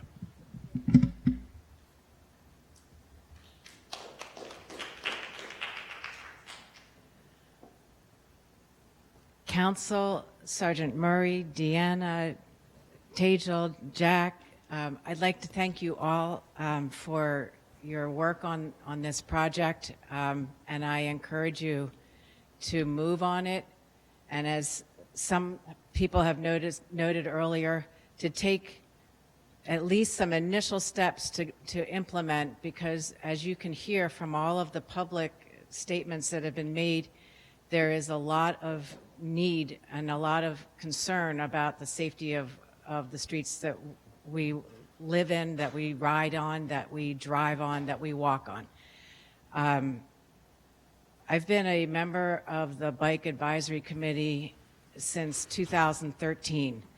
I feel like we move at a snail's pace. There was a bike mobility plan implemented in the complete streets, in the circulation element with complete streets in 2017.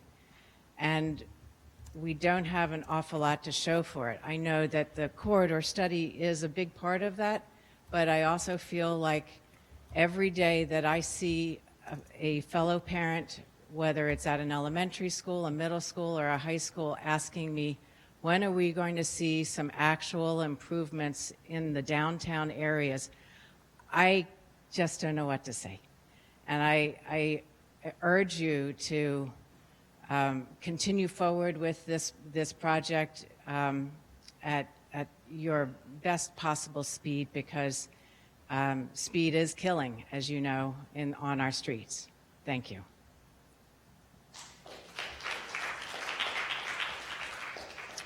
Sam Bunting, Dempsey Avenue again. I wanted to thank Council President Cromwiller for really making this meeting happen tonight, because I think what we can see from the large amount of public comment is that there's a big interest in the town about speeding and traffic calming. Also thanks to Council Member Niedergang for her work on this issue. So I just wanted to mention that I am currently part of a task force with Council President Cromwiller examining walkway safety, which has several issues which are intersecting with things that we've been talking about tonight, notably lighting and also traffic calming. So we're currently putting together a final report, which we hope to bring to you before the end of the year.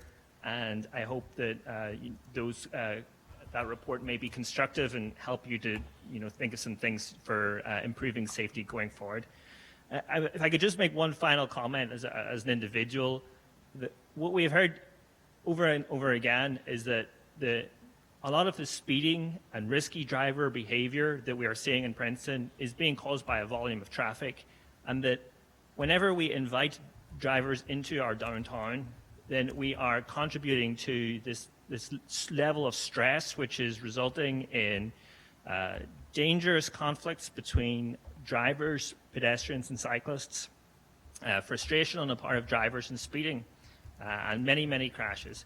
So I think as a council, you really have to be very cognizant of the fact that whenever you take steps which invite further traffic into town, and I'm speaking in particular of the permit parking task force, which you're considering right now, which seems, based on their preliminary report, seems to be extremely enthusiastic about encouraging more drivers to come into our residential neighborhoods and park there. When you are doing that, that is going to create further opportunities for vehicle, pedestrian, and vehicle cyclist conflicts, pollution, speeding, and crashes. So I think you have to really consider all these things holistically, because a decision that you make with regards to that is going to impact on the speeding problem that we're seeing around the town. And in general, we really need to be thinking about trying to get people out of cars and providing more opportunities for people to get around and in and out of Princeton using bicycles and public transit. Because only as long as we continue to try to cram as many cars into our town, into our neighborhoods as possible, then we're never going to achieve anything in solving this problem of traffic safety and speeding. Thank you.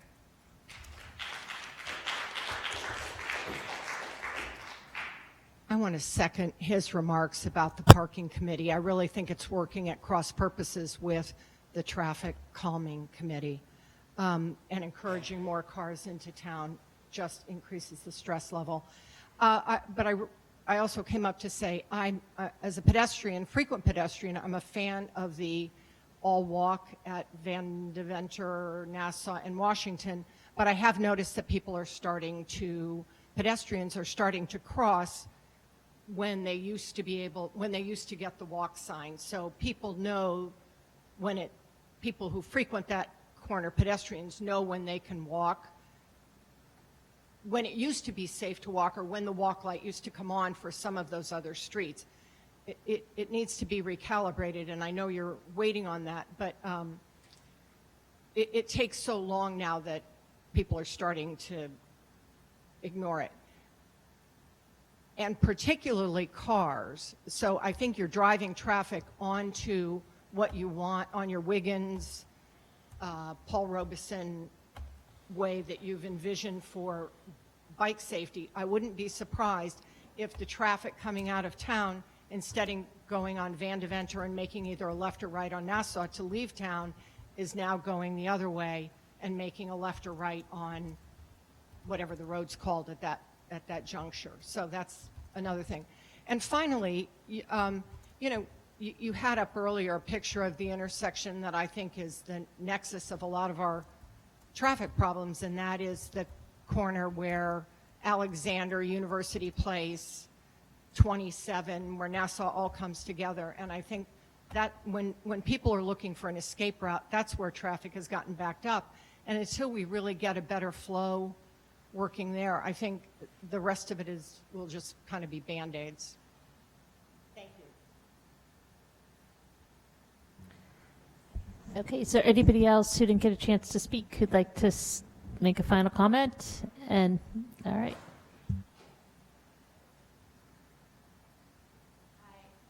Mandy Arshan, 16 Tarkington. I'm sorry, I didn't catch your name. Sorry.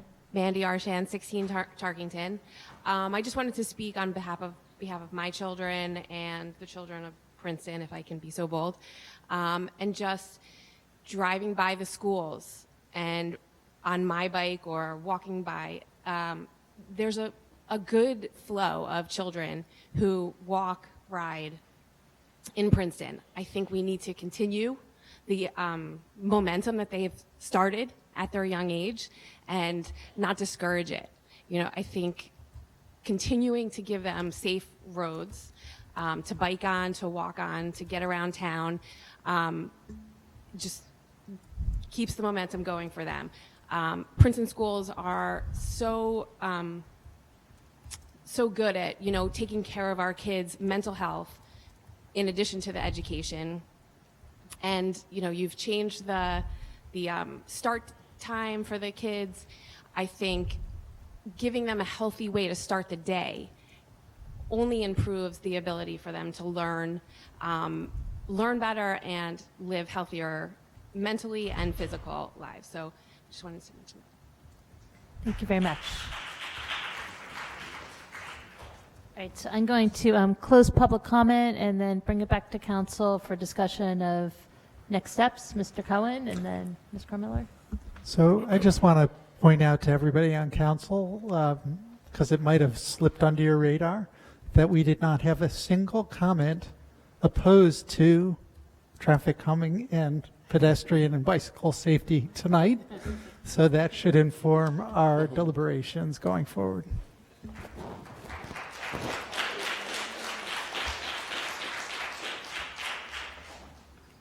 Yes, thank you all for coming. So the next one thing that we need to do is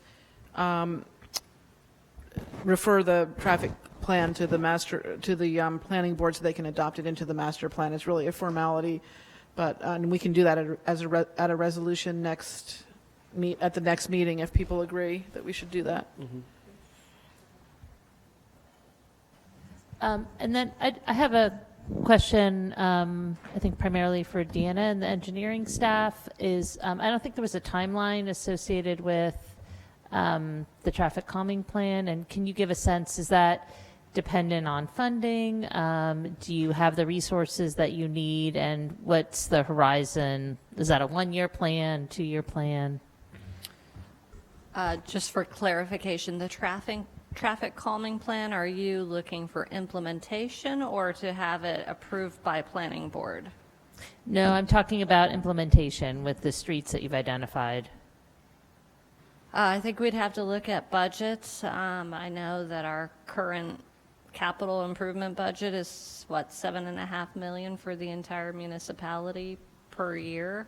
And I think I've already got, $10 million on the books each year just for engineering that I've been asking for. So I'd have to take a look at it. We'll have to work on priorities.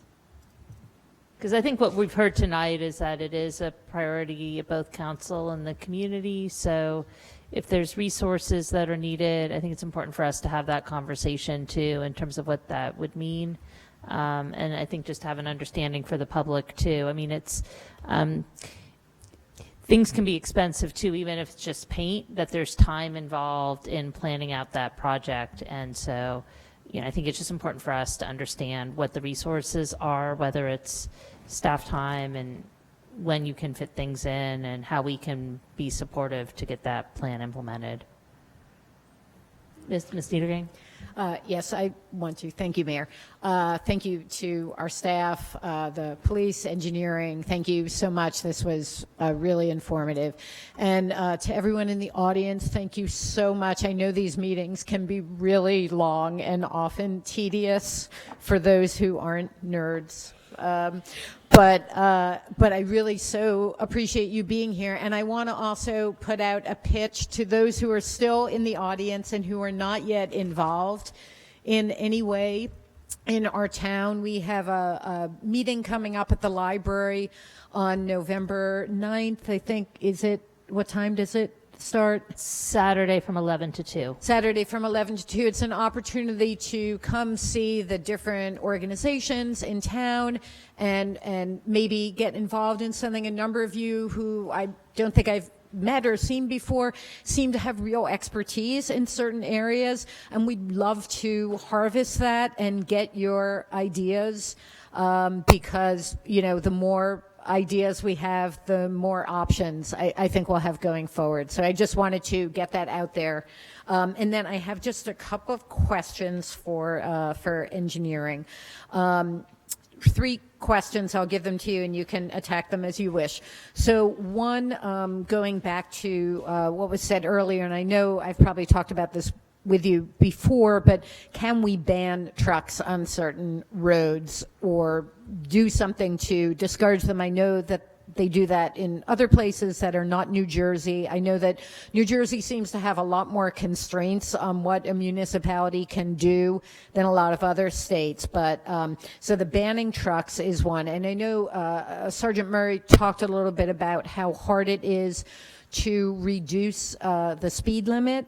But again, I know we did that on Edge Hill. That may not be the solution to everything, but I'm wondering, if someone can speak to that a little bit. And the third question is, are there other new or different traffic calming measures? There were a couple of things mentioned that I wasn't that familiar with. Is there novel solutions coming up in this area, since it seems to be so pervasive that we haven't implemented, that we need to learn more about? And thank you to whoever and anyone who's going to answer that. I'll take the last one. Yeah, the answer is yes. There's always new stuff coming up. But what we have to weigh is, and I know we talked about it a little bit before, but we had meetings with emergency services and public works. They have to be able to get fire engines through the public works. They have to plow snow. So a lot of the things are problematic to either emergency services or public works. So we have to deal with those issues. And I forget what I was going to say. Banning trucks. We have weight limits on a lot of our roads, and that essentially works as a ban.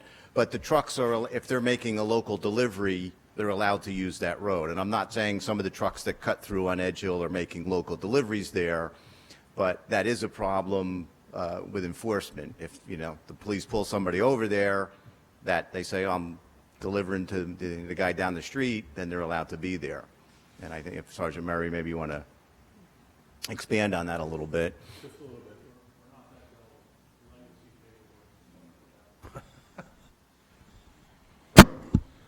That's what Mr. West is telling you is correct. The local ordinance state, with the exception of local deliveries, but the police department does check the paperwork on that. And if there's no supporting evidence that there's a local delivery being taken place or we didn't witness it, that the operator usually gets a summons in that respect.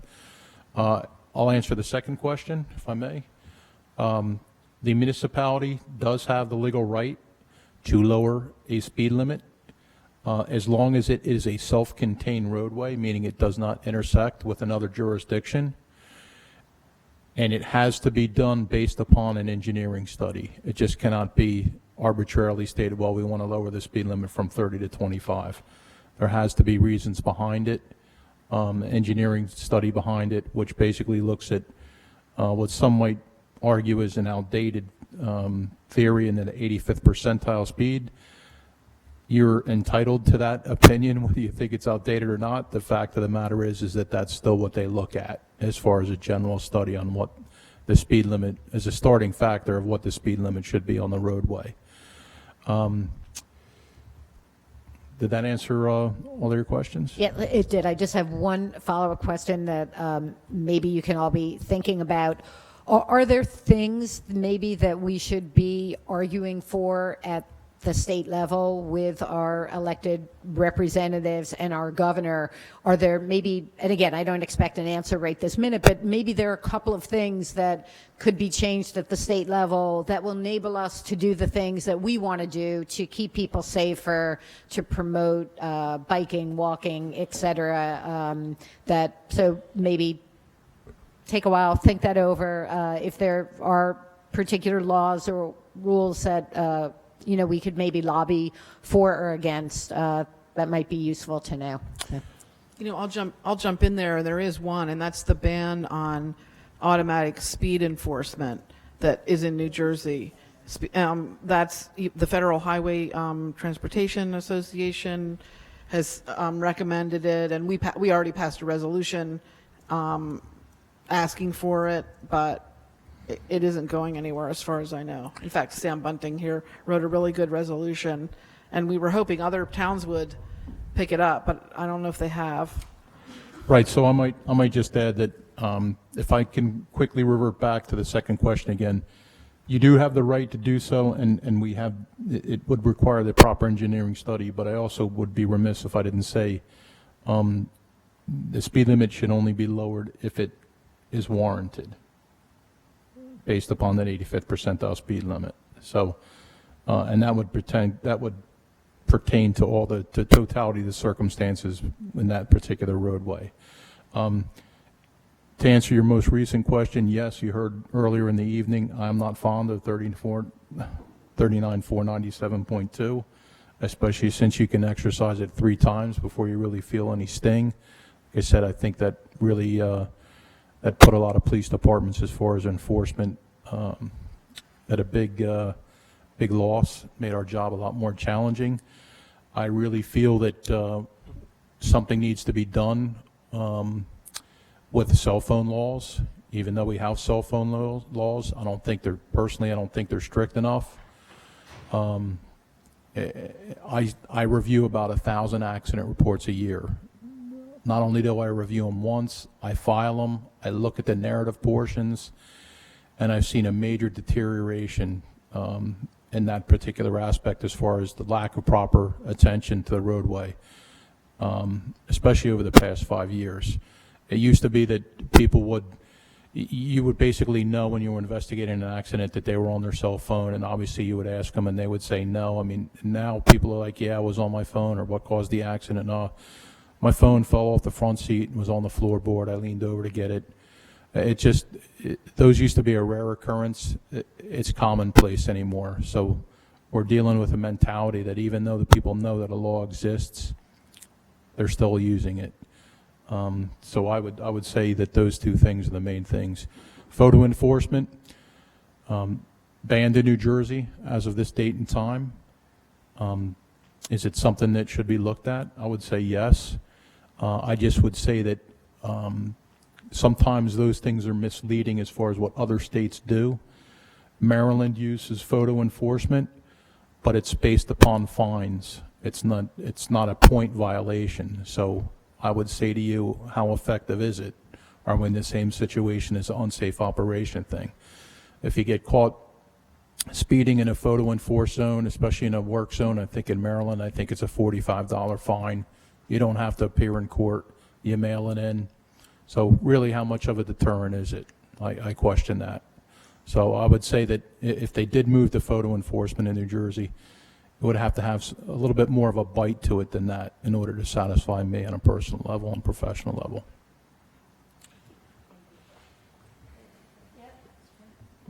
Thank you, Mayor. As for steps for council, I think that I'm looking at the traffic calming map that engineering provided, and to me, it's clear that the two longest stretches that are identified in the map are the Paul Robeson, Wiggins, Hamilton corridor between Baird Lane and this one has it going out to Snowden. I think we've done the corridor study. We're going to be presenting it to council. That should provide us with a roadmap. The draft that I saw of the report had improvements at every intersection. I think this is a key east-west, thoroughfare that's used by people who live in town as well as people who are visiting town. It's near all of our education and enrichment organizations. And the other one, which apologies to Mr. Cox for the Jugtown gap there, is Harrison Street. I mean, I'm seeing red on Harrison from when it crosses the lake all the way to when it becomes Ewing. And I know that there's a road diet that's been talked about at PBAC for Harrison in the area of the shopping center that would make that more bike friendly. I think this is, to the extent that we ever have low-hanging fruit, I think that we have data in place that we can act at least on these two longest thoroughfares, with all due haste, which I realize is nothing happens fast here. So thank you. Are there any other comments or questions from council? Okay. I just want to sum up. I think what I've heard is sort of final steps or next steps. So at our next meeting, if it's ready, or the meeting after that, we'll have the resolution to encourage the planning board to incorporate the traffic calming plan into the master plan. Engineering will come back with a timeline and the budgetary needs associated with the traffic calming plan. And then before the end of the year, we'll have a report on the Wiggins-Hamilton corridor study, and then also the sidewalk task force plan too. And it's second half of October at this point. So within the next 2 months, we'll be seeing a lot of that because we have to meet before the winter holidays. So I welcome you all back. You can follow our meetings and our agendas on the princetonnj.gov website. Thank you for coming out tonight and for sharing. And the other thing, just if there's specific street issues that you have, please report those to the police department or through Access Princeton, depending if they're an enforcement issue or engineering issue, and we'll make sure they get on the list for us to look at. So thank you very much, everybody. And is there a motion to adjourn? Second. All in favor? Aye. Meeting is adjourned. Mr.